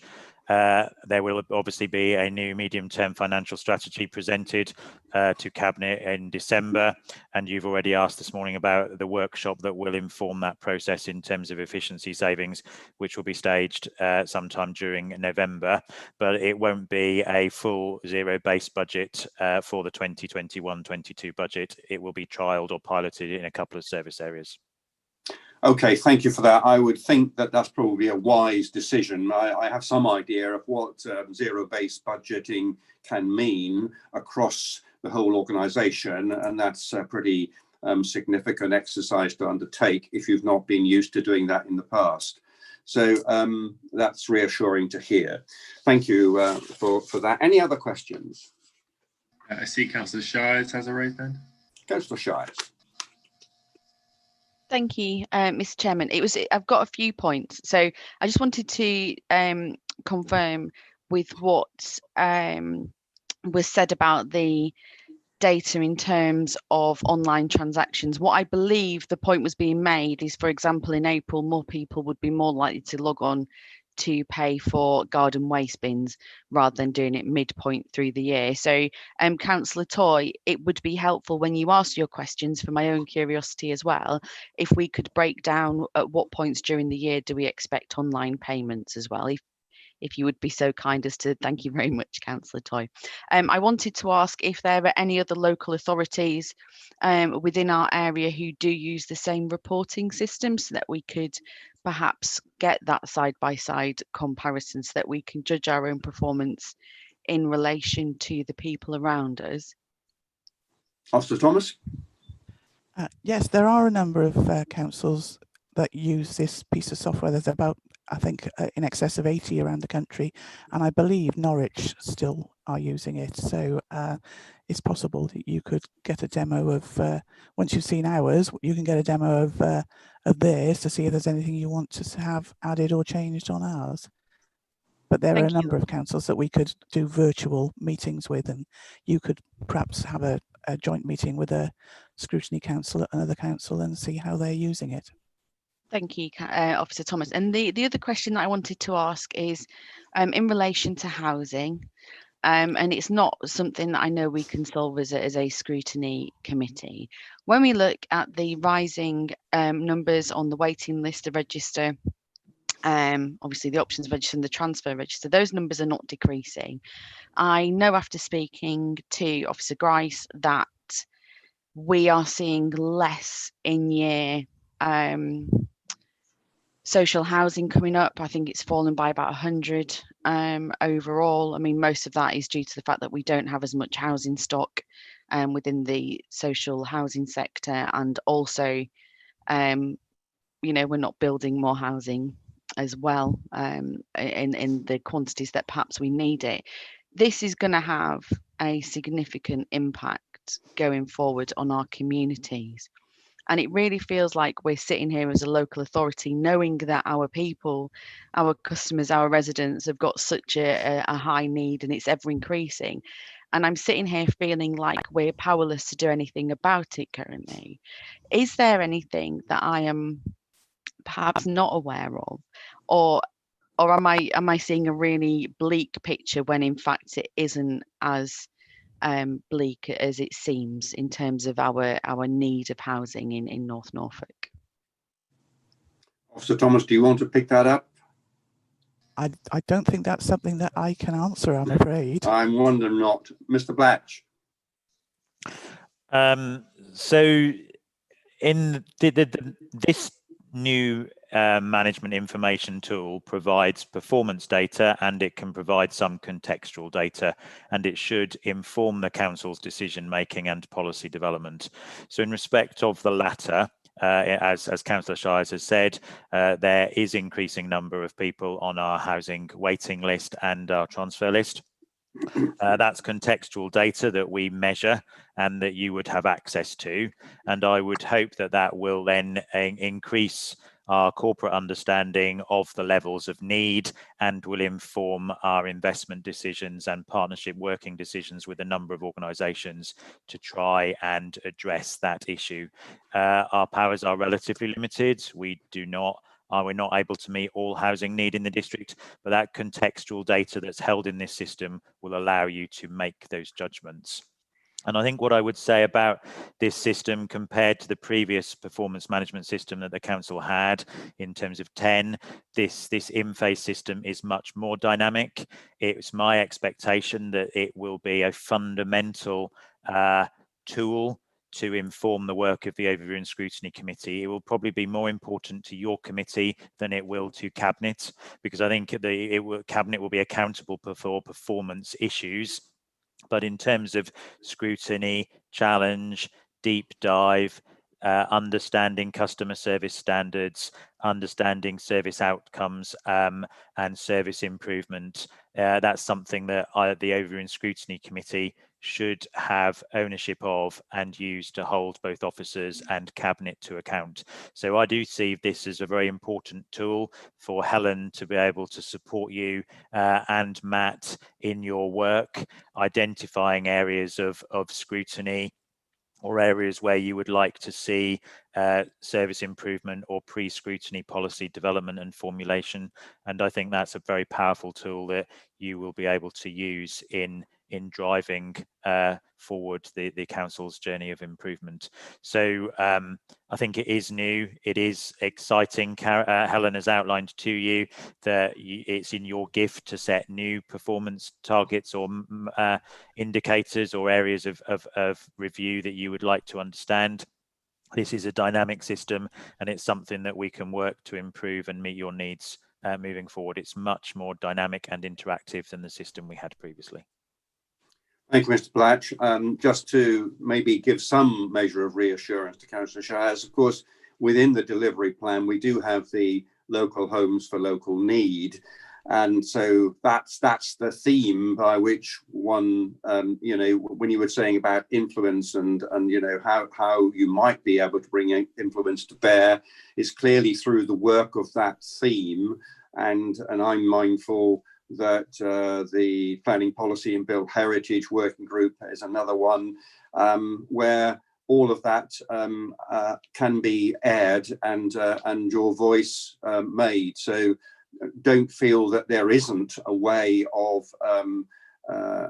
exercising influence. I think what one has to say, of course, that there's always going to be a limit to the degree in which that influence will be able to deliver the scale of homes that I think you acknowledge that you'd like to see. And to that extent, I don't think any of us can offer a magic solution to that, but there are ways in which you can certainly bring those influences to bear. Any other questions? Councillor Blathwaite has a hand raised. Councillor Blathwaite. It's not so much question, it was just that Helen mentioned comparisons with other councils. And if we are going to use this obviously very useful tool for benchmarking against other councils, I feel it's very important that we benchmark like with like. Norwich Council was mentioned, which is totally different type of council to ourselves. And perhaps we should benchmark with more rural councils who also use this tool. Yes, I think you raise a very worthy point. One has to be very mindful of comparisons in that way. And usually there are family groups of councils available where you can make those kind of useful comparisons, either neighbouring councils or within the region or nationally. They are often grouped in families so that you can make, but even within those, one has to be very careful that the particular comparison that you are making is still valid. Right, any other questions? No, I don't see any other hands raised. We can just then turn to the recommendation. The recommendation is that Cabinet resolves to note this report and endorse the actions being taken by the strategic leadership team detailed in Appendix A. So we are just required to note this. Is that correct, Matt? Yeah, if I could just see a raised hands. I did just notice that Helen had the blue hand raised. I don't know if there's anything else that she wants to add before we finish discussion. Officer Thomas. Yeah, it was just on that last point that you raised.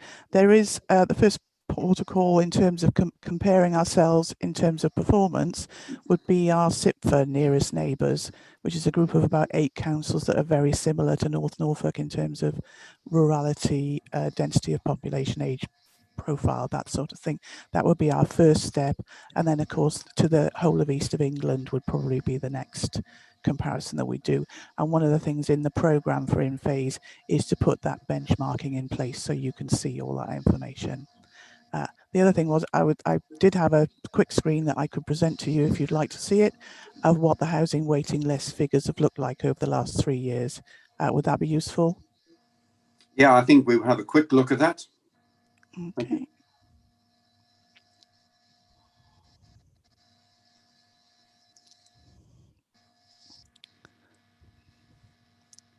Can you all see that at the moment? I certainly can. Yeah. So as you can see, it's gone up and it's going back down again over the period of the last 3 financial years. If I scroll up, I can put the table up for you so you can actually see that. Oh, no, you can't. It's all a bit blurry. I beg your pardon. Let me look in the last financial year.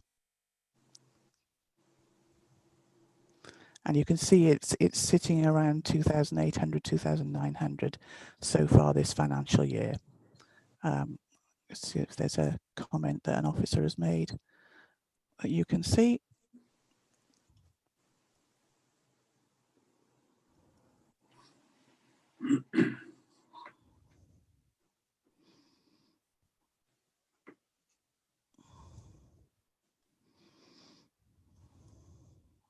Beg your pardon, everything's rather slow at the moment, I'm afraid.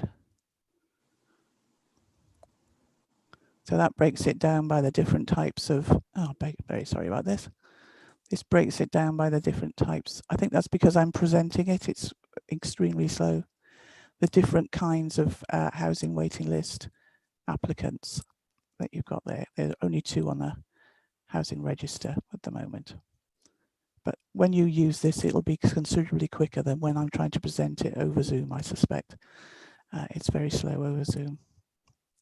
So as you can see, the figures are somewhat static over the 3 financial years. Okay, that's excellent. Thank you, Helen. A little very useful snapshot. A picture is worth 1,000 words, as they say. So yeah, thank you for that. And you might want to have some discussion at some point at how you use the interactive system at your meetings, because you will be able to get in, as you can see from that screen there.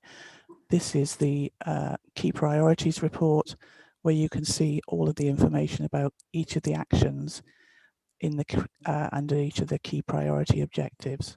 So there's quite a lot of information there you can see about a particular action that's being taken place. And you mentioned the customer charter. That's the report for the customer charter. Okay, I think thank you very much for that, Helen. You've given us a interesting taster and a useful snapshot there. Thank you very much indeed. I'm minded we need to move on to the recommendation. Do I need a proposer and seconder, Matt, for this? You're just noting this report, so just noting it. So a show of hands. Okay, can I have a show of hands, please? Yeah, noted. Okay, thank you. Right. Moving on to item 12, and that's the work programme setting for 2020-21. Matt, do you want to speak on this?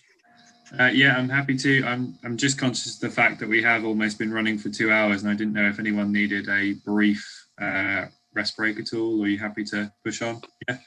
Let's finish. Yeah. Okay. Let's press on.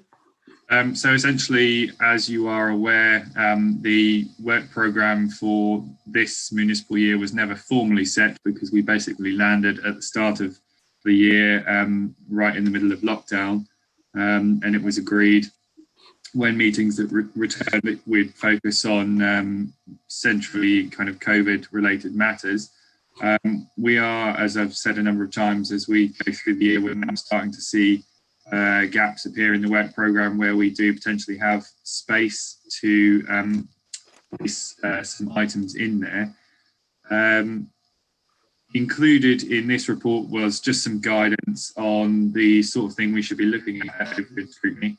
And then I did ask for people to make some suggestions, and we have the kind of main suggestions that were sent to me are listed in the potential items for discussion, the first three. So there's affordable housing strategy. I don't think we have obviously it's very pertinent to what was just discussed. I don't know if we've seen a draft policy yet or if one is available. That's certainly something, if it's not been kind of approached yet, we could look to place later in the year, around the springtime, if it's possible. It can be done by then, obviously depending on how much COVID continues to impact and delay the delivery plan. Something else, again, the planning function, which again I think was discussed during that performance management report. I think it's very interesting to note that these issues that you kind of want to look at could be picked up from those reports, and I think it's exactly what perhaps Steve mentioned, that it's a very good opportunity to note where performance is lacking, and then kind of use that as a point to pick up where work might be needed. And then finally, I think it was Gerard mentioned a while ago, we already do some beach huts and chalets monitoring, but he suggested that we should consider adding a kind of a preventative maintenance schedule. So they're items that I think are up for you to discuss. And then below them, there's some things on there that we expect to see in the future, if not soon. I think something that Wendy mentioned there during discussion of the minutes is project monitoring for the North Walsham Heritage Action Zone project, which I think we've discussed with Rob via email, and he said he's happy to kind of report back on that as and when required. There are some other things in there mentioned today, such as that ambulance response times item. I think we need to look at the minutes of the HOSC discussion before we kind of push forward with that, whether it needs to come to committee or whether we're happy that HOSC are kind of doing an adequate job on that. Obviously, Emma was confident that they would continue to push that. Other things that I think have kind of perhaps slightly gone by the wayside. We did lose the, I think it was the enforcement officer who used to prepare enforcement board updates, which were quarterly. You'll note that I do kind of advise that the enforcement board matrix is updated routinely, and I make a note of that in the members bulletin. But we did used to receive kind of quarterly reports on that. So whether that's something that we want to start requesting again, I think that Philip Rowson has been in a position to report on those at planning meetings. So whether that's something he could do at the scrutiny. So they're the items for discussion, and I think it's really up to you to decide, what you would like to see on there potentially. Then we can look to get them in at the most appropriate time. Also, just to mention is how you would like to deal with those items. So whether you think something is just a standard scrutiny item that would come up with a kind of routine report, or whether you think something needs more work, whether that be a rapid review or a pre-scrutiny session or something deeper. So we'll have you to discuss those points with me. Okay, thank you, Matt. Perhaps we can deal with it in sort of piece parts if we can. I think we need to be mindful of the guidance that we take into account in deciding which items we add to our work programme. And you'll see on page 64 the guidance criteria there. So if we just deal with the items that have been specifically raised, the affordable housing strategy, the planning function, performance review, and the beach huts and chalet monitoring. How do we feel about that? I'm mindful that some of our discussions this morning have certainly touched on two of those in any event. Well, how do you feel? Do you feel supportive of those going onto the work programme? I'm seeing several nodding heads and thumbs up. Councillor Withington has a raised hand. Councillor Withington. Hello. Yeah, I'm in agreement with all of them. I do wonder whether the beach huts and chalet monitoring preventative scheduling is part of a wider issue, actually, in terms of seafronts and promenades. It doesn't appear from the experience that I've had over the last couple of years that we do have sort of preventative schedules of maintenance in place. And we are very reactive rather than proactive. And I wonder whether that is something that it should be widened out to look at that in general, about how we are scheduling maintenance, etc. Just a thought. Would you see that as being rather than specifying beach huts and chalets, but council assets, council property assets?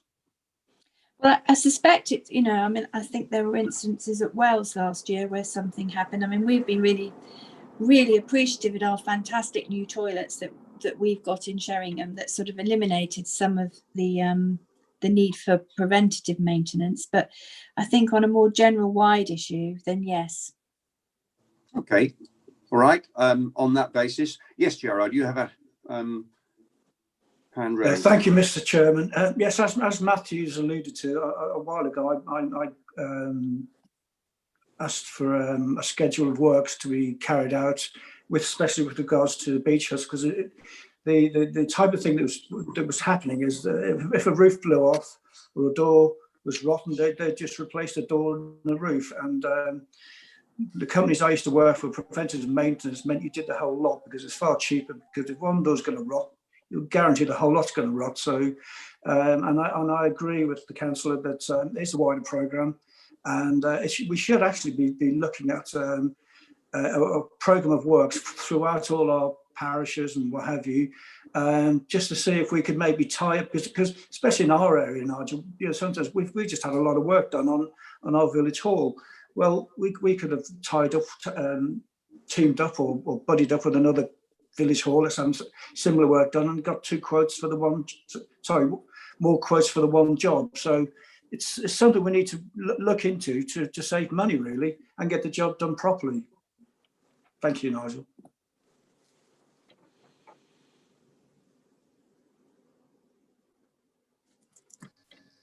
We lost Nigel again, I think. I wondered if I could just speak more generally to members while Councillor Dixon comes back in, just to point out regarding some of the items that you've got listed for discussion. Things like the affordable housing strategy. The last strategy was set by the previous council running up to 2020. So Cabinet haven't reviewed that and set their strategy, and that will obviously come under their corporate plan and their delivery plan. So we'll just need to be aware of the timing of some of these issues. And you know, we can pick that up under the corporate plan themes and the delivery plan themes. And it's the same, you know, I guess a sort of, again, not a word of caution around the planning function, but obviously you're all aware of the huge changes that are coming through regarding planning. And I think you just need to be mindful about what you want to achieve, the outcomes that you want from that review, what you're hoping to achieve, and be very clear on that. And what are you comparing it to? You know, are we comparing it to performance from 5 years ago? What are we looking ahead to? So it's just really a steer, one around timing of some of these issues, but also focusing on the outcomes and what you're hoping to achieve for some of these reviews. But I'm happy to come back at all if anyone's got any questions.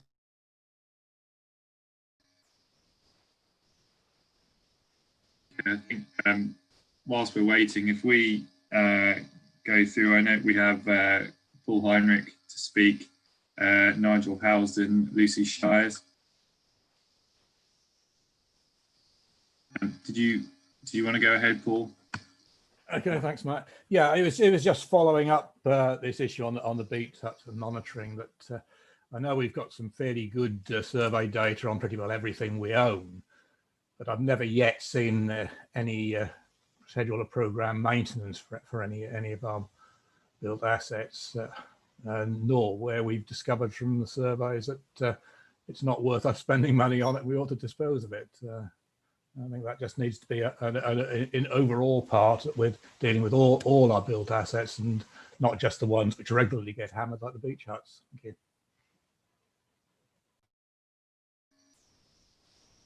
Yes, I think what we're hearing there, and I think your comments as well, Liz, basically suggest that this preventative maintenance or maintenance be looked at for all assets as opposed to just beach huts. Yeah, that's correct. Yeah, I think that's what's coming through, really, isn't it? That it's a wider issue than just the beach huts on the fronts. Is that Nigel coming back in? It is. Welcome back. Technology is a real problem this morning. My apologies for that. So I take it we've kind of agreed that the wider issue of property assets is more appropriate for that. Is that correct? I think most members seem to be wanting a maintenance or preventative maintenance schedule for all council assets as opposed to just beach huts. I suppose they are particularly vulnerable. Yep. Okay, fine. Does that mean that we have a large measure of agreement on those first three items then? I don't think we've discussed the others yet. It's just that first one. So I think we're happy for that. Okay, fine. We'll note that we have Nigel Housden wants to speak and then Lucy Shires. Yes, Councillor Housden. Thank you, Chairman. Something that's just come up as we've gone through this morning is how we're actually going to respond when we work into the delivery programme with the graphs and the targets and everything else, because it strikes me that once we dig into all of that on the website, we're all going to end up with a very, very large stack of questions, which in any overview and scrutiny meeting is going to take a very long time to deal with. And had I known that, I would have sort of emailed in and suggested how are we actually going to deal with that, because that needs a structure and a strategy in its own right. Because if I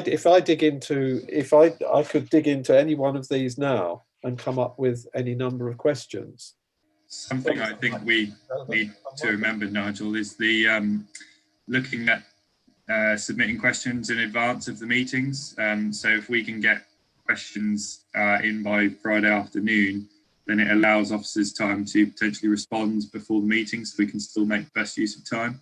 Well, I'm not sure, Matt. I mean, I see what you're saying, but I mean, if you go through each of these categories in their own right, that's going to drive a huge number of questions. Can I just suggest, Nigel, that of course your access to the performance data and your role on this committee and your role as an individual councillor are of course quite separate, in the sense that as an individual councillor you can ask any number of questions on performance that you wish, irrespective of your role on this committee. So there is that facility as well. But what I think we do have to do is to see what the system will actually be capable of doing. And maybe that's something that we should consider when we've had an overview, when we've had a training session on how the system works and the kind of things that it will enable us to do, will give us a better idea of the kind of scale that you're suggesting. You may well be absolutely right, and we may need to address that. But somehow or other, we will need to manage it in such a way that the committee can still function in the way that it currently does, or that we can adapt in some way to accommodate that. So would you be comfortable in leaving it to, once we've had that introduction and we know what we're dealing with, then we might have a better idea of the scale and how we might be able to best manage it? Sorry. Yeah, that would be fine. Yeah. Okay. Nigel, can I just come in? If yes. Emma Denny has left a message on the chat to do with having subcommittees or panels relating to the corporate plan themes. Would it be useful, do you think, as Helen's here at the moment, to perhaps include that discussion on that as part of the briefing on the performance review item, so that we would sort of members have a chance to discuss that and decide whether that's, you know, possibly a way forward that could be considered, and then come back to look at it as part of that same overview that you've just mentioned? Well, of course we can. And actually, there is nothing, I guess, to stop us from, if, for example, today we wanted to add these items to the work programme, we could then have a discussion along the lines that we've suggested in terms of what other work groups that we will have scrutinising the corporate plan, and to what extent these tasks might fit into that. So we could then rationalise and say, actually, although we added this item to the work programme, because we can now incorporate that in with another piece of work, we can take that off as a discrete piece of work, and so we can add and take off as we move forward. So it's not, you know, they're not casting concrete. So this is really just a matter of going through and saying, do we think these are worthwhile taking forward? And if so, we will have to have, I think, discussions on how we want to take them forward and the quantity of work that, you know, that might involve. So in respect of those three then, affordable housing, planning function, and the assets preventive maintenance, do we feel that they are items that we would like to see added to the work programme? Yes. Yeah. Okay, fine. I'm seeing a number of positive indicators on that.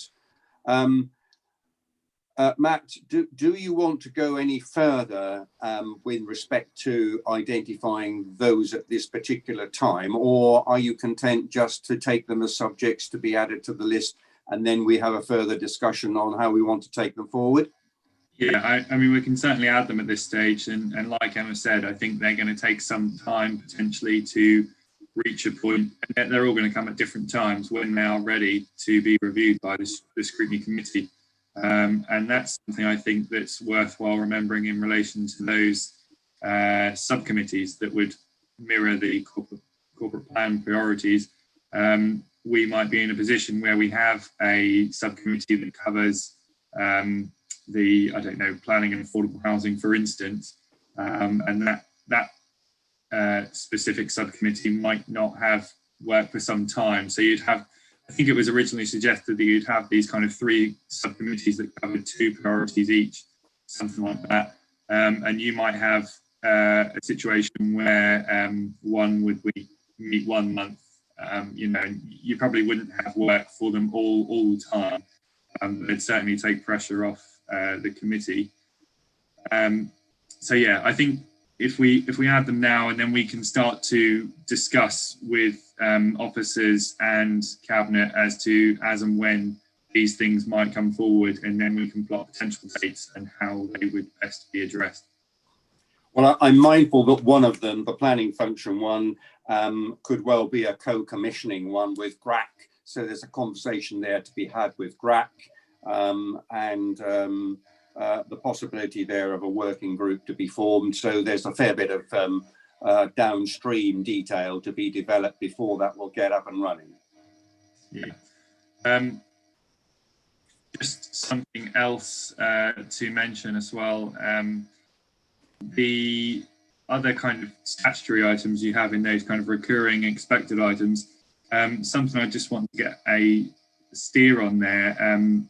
I mentioned the enforcement boards. Is that something that the committee members want to see come back to committee? I'm seeing nodding heads. So I think enforcement is a topic that we haven't seen enough of during certainly my time on the committee. So I think that for me comes quite close to almost some of the regulatory items that we should see. So I would say that must be a strong contender. And then another one, the crime and disorder briefing. I anticipate that it would probably be, or make the most sense to focus that on COVID-related policing. Are the committee in agreement with that and kind of the challenges that's caused? Is there any comments on that? I do know that we have, we still have Councillor Shires has a raised hand, and is there anyone that wants to speak to that at all? Councillor Shires. Thank you. I've got double muting. I can mute myself on screen and actually on my mic. It's really confusing.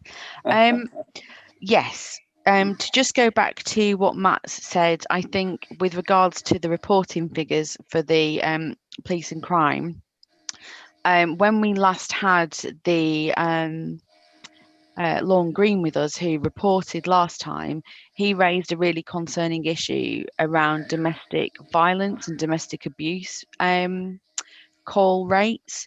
So it would be really useful to understand, because he was quite strong in what he felt we should all be doing as individuals regarding that, to understand what he has since commissioned and how that's worked during COVID, because obviously being locked down in an abusive relationship is not where we would like many people who are suffering to be. So I would really appreciate that. The reason why I had my hand raised was in regard to what Emma Denny had said about the potential item for discussion regarding planning function performance review. As Mr. Blatch has previously noted, that there was a 3-month piece of work undertaken to understand where some of the potential issues were within the planning department. It would be beneficial that that coincided with the performance review, so that we've got, I like a triangulation of evidence. I like 3 pieces to back up where we think problems are. So I would be inclined to request that came forward with current data when we're able to do it, and with the reporting that Mr. Blatch was speaking about before, rather than coming as an isolated piece of work. I think there are good points. Thank you for raising those. Certainly in respect of the crime and disorder one, I think that it fits in very much with the COVID-19 theme. And certainly I would tend to agree with you that we should try and coordinate our performance measurement and review and management functions as much as possible. So we would, I think, need to try and synchronize those so that we get the best from them. Okay, any other comments with regard to this list? I think some of them will fit in with the, or potentially will fit in with the subcommittees that we've been talking about. One of them we've certainly covered today in regard to the North Walsham Action Zone monitoring. I think there are some mentions that we've made in past meetings. Certainly website functionality is something that's cropped up a time or two. I wonder if that's something that might be addressed if we speak to Sean regarding the Digital by Design presentation. I would imagine that part of that process will be beginning to change certain aspects of the website to make things more easily available for customers. So certainly could be brought up at that briefing, or perhaps we can suggest if it might include something about that, or if there's any specific areas of the website that we think need significant improvement. Okay, that's fine. So just covering that list from the top, it seems to me that the climate change strategy declaration on climate emergency, that potentially is covered by one of the subcommittees reviewing the delivery plan. Is that correct? The MTI, we've already set the timescale for that coming back to this committee. We have obviously the slight changes that we've got this ongoing delay caused by COVID. So projects that were supposed to finish in January, which would have been just a few months away, will now not be finished until late summer because of the 6-month extension. So that just really pushes on until the point when the projects are finished, because I don't see I don't think it would be helpful to fully review a project that has not been completed, essentially. Well, absolutely right. So we've already got that delay built in. So that item's covered on our work programme as it stands at the moment. Enforcement Board, we've agreed that we would like to see that, yes. Economic Development Strategy, are alternatives to tourism being considered stroke supported? I think that's again something that would come up under these working groups. Something I think we'll perhaps need to do if everyone's kind of supportive of these working groups coming forward to monitor those corporate plan themes. If we prepare perhaps a terms of reference for those and then bring it back, and you will have to formally vote to establish those working parties, and once they're in place, then we can select items as and when they're ready. Perhaps we would want to see which committee members would like to sit on which relevant working groups for specific themes of the corporate plan. So I think, yeah, if we come forward with a terms of reference for those over the coming months, and then go from there. I think it would be useful if we could integrate several of these into those working groups. Yeah, okay. The North Walsham one we've just covered. To monitor resource implications for homelessness strategy.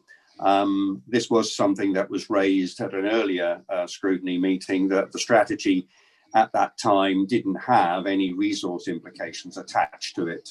And again, I guess that is something that is capable of being included in one of those working groups. Absolutely. I think it's important to note as well, and I suppose it's tough to know how related they are, but whilst there was no resources identified in the original strategy, I think we've seen a lot of property transactions come forward, which are related. So yeah, it'd be, I think, helpful to review those, I think, and yeah, a working group would be the right place to do that, I think. Okay. So the website design and functionality, we've mentioned that, and I think in the context of the digital by design, and see what comes out of that. And we've got the ambulance response times on the working programme in a holding position, pending what the progress HOSC achieves.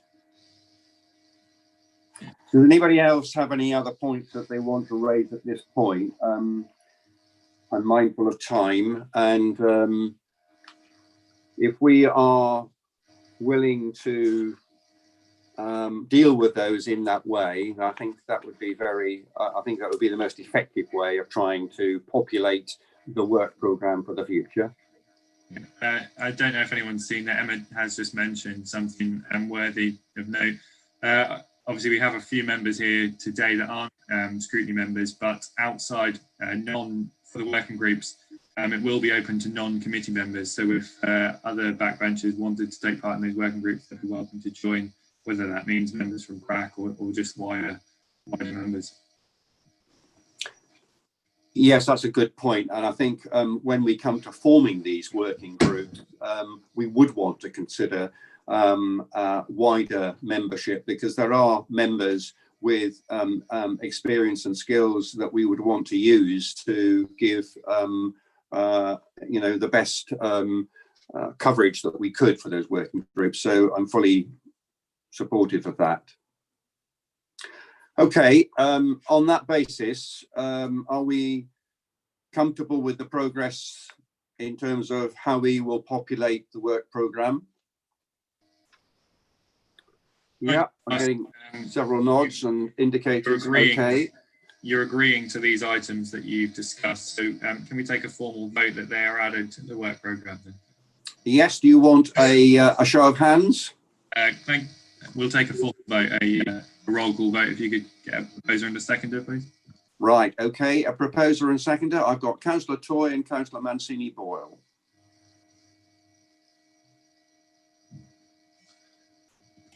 Okay, Councillor Dixon. 4.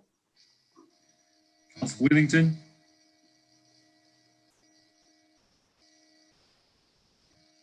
I got it on 4, sorry. Yes. Councillor Blathwaite. 4. Councillor Fredericks. 4. Councillor Heinrich. 4. Councillor Housden. 4.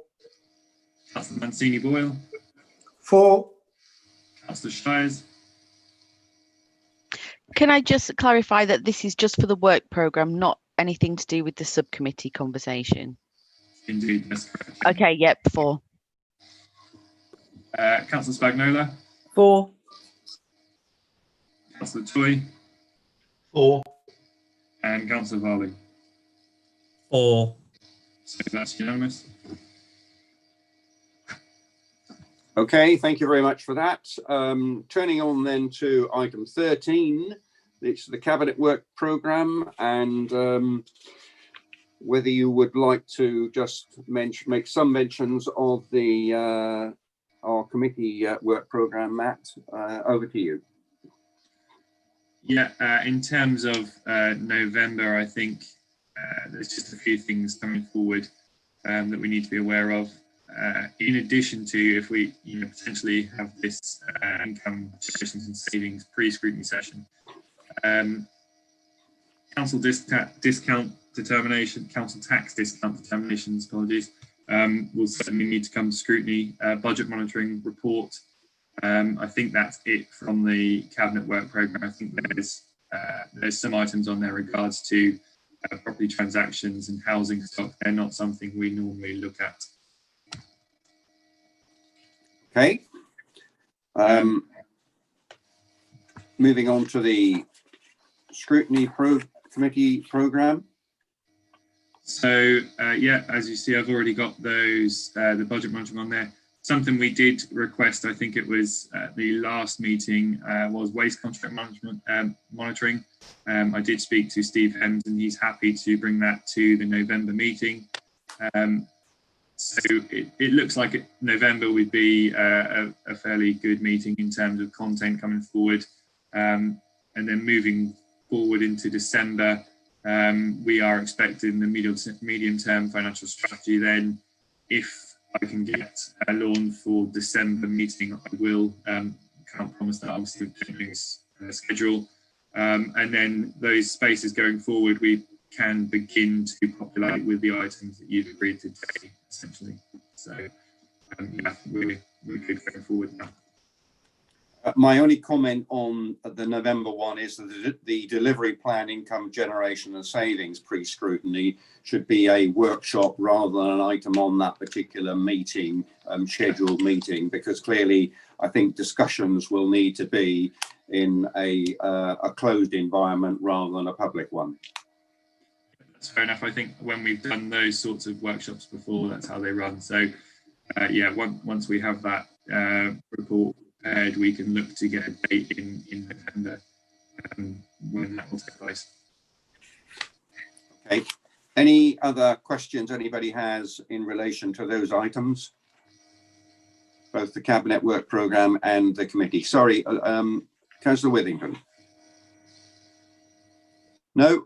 Oh, you had your hand, you had your pen was raised in.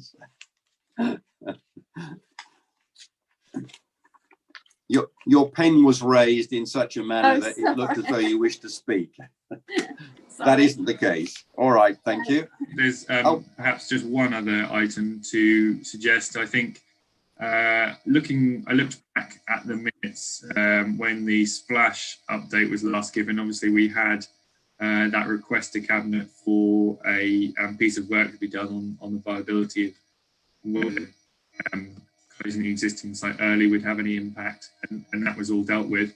And I think you agreed at that point that those updates would return to quarterly. So whether that means we have one in December or not would be the next point to do that. I think I suppose how many of you would be kind of wanting to see it at that point, or do you think it can go longer? Or I think Councillor Housden, positive, would like to see it.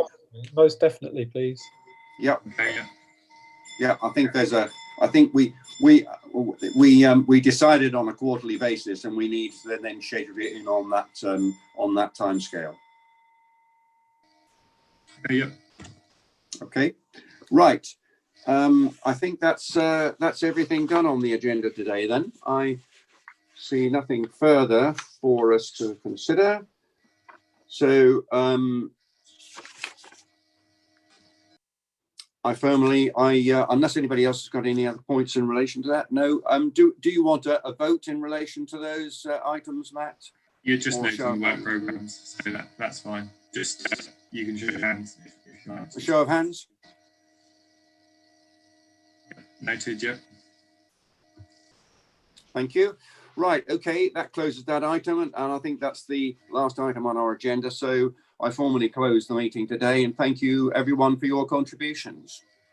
Thank you, and bye-bye. Thanks, Nigel.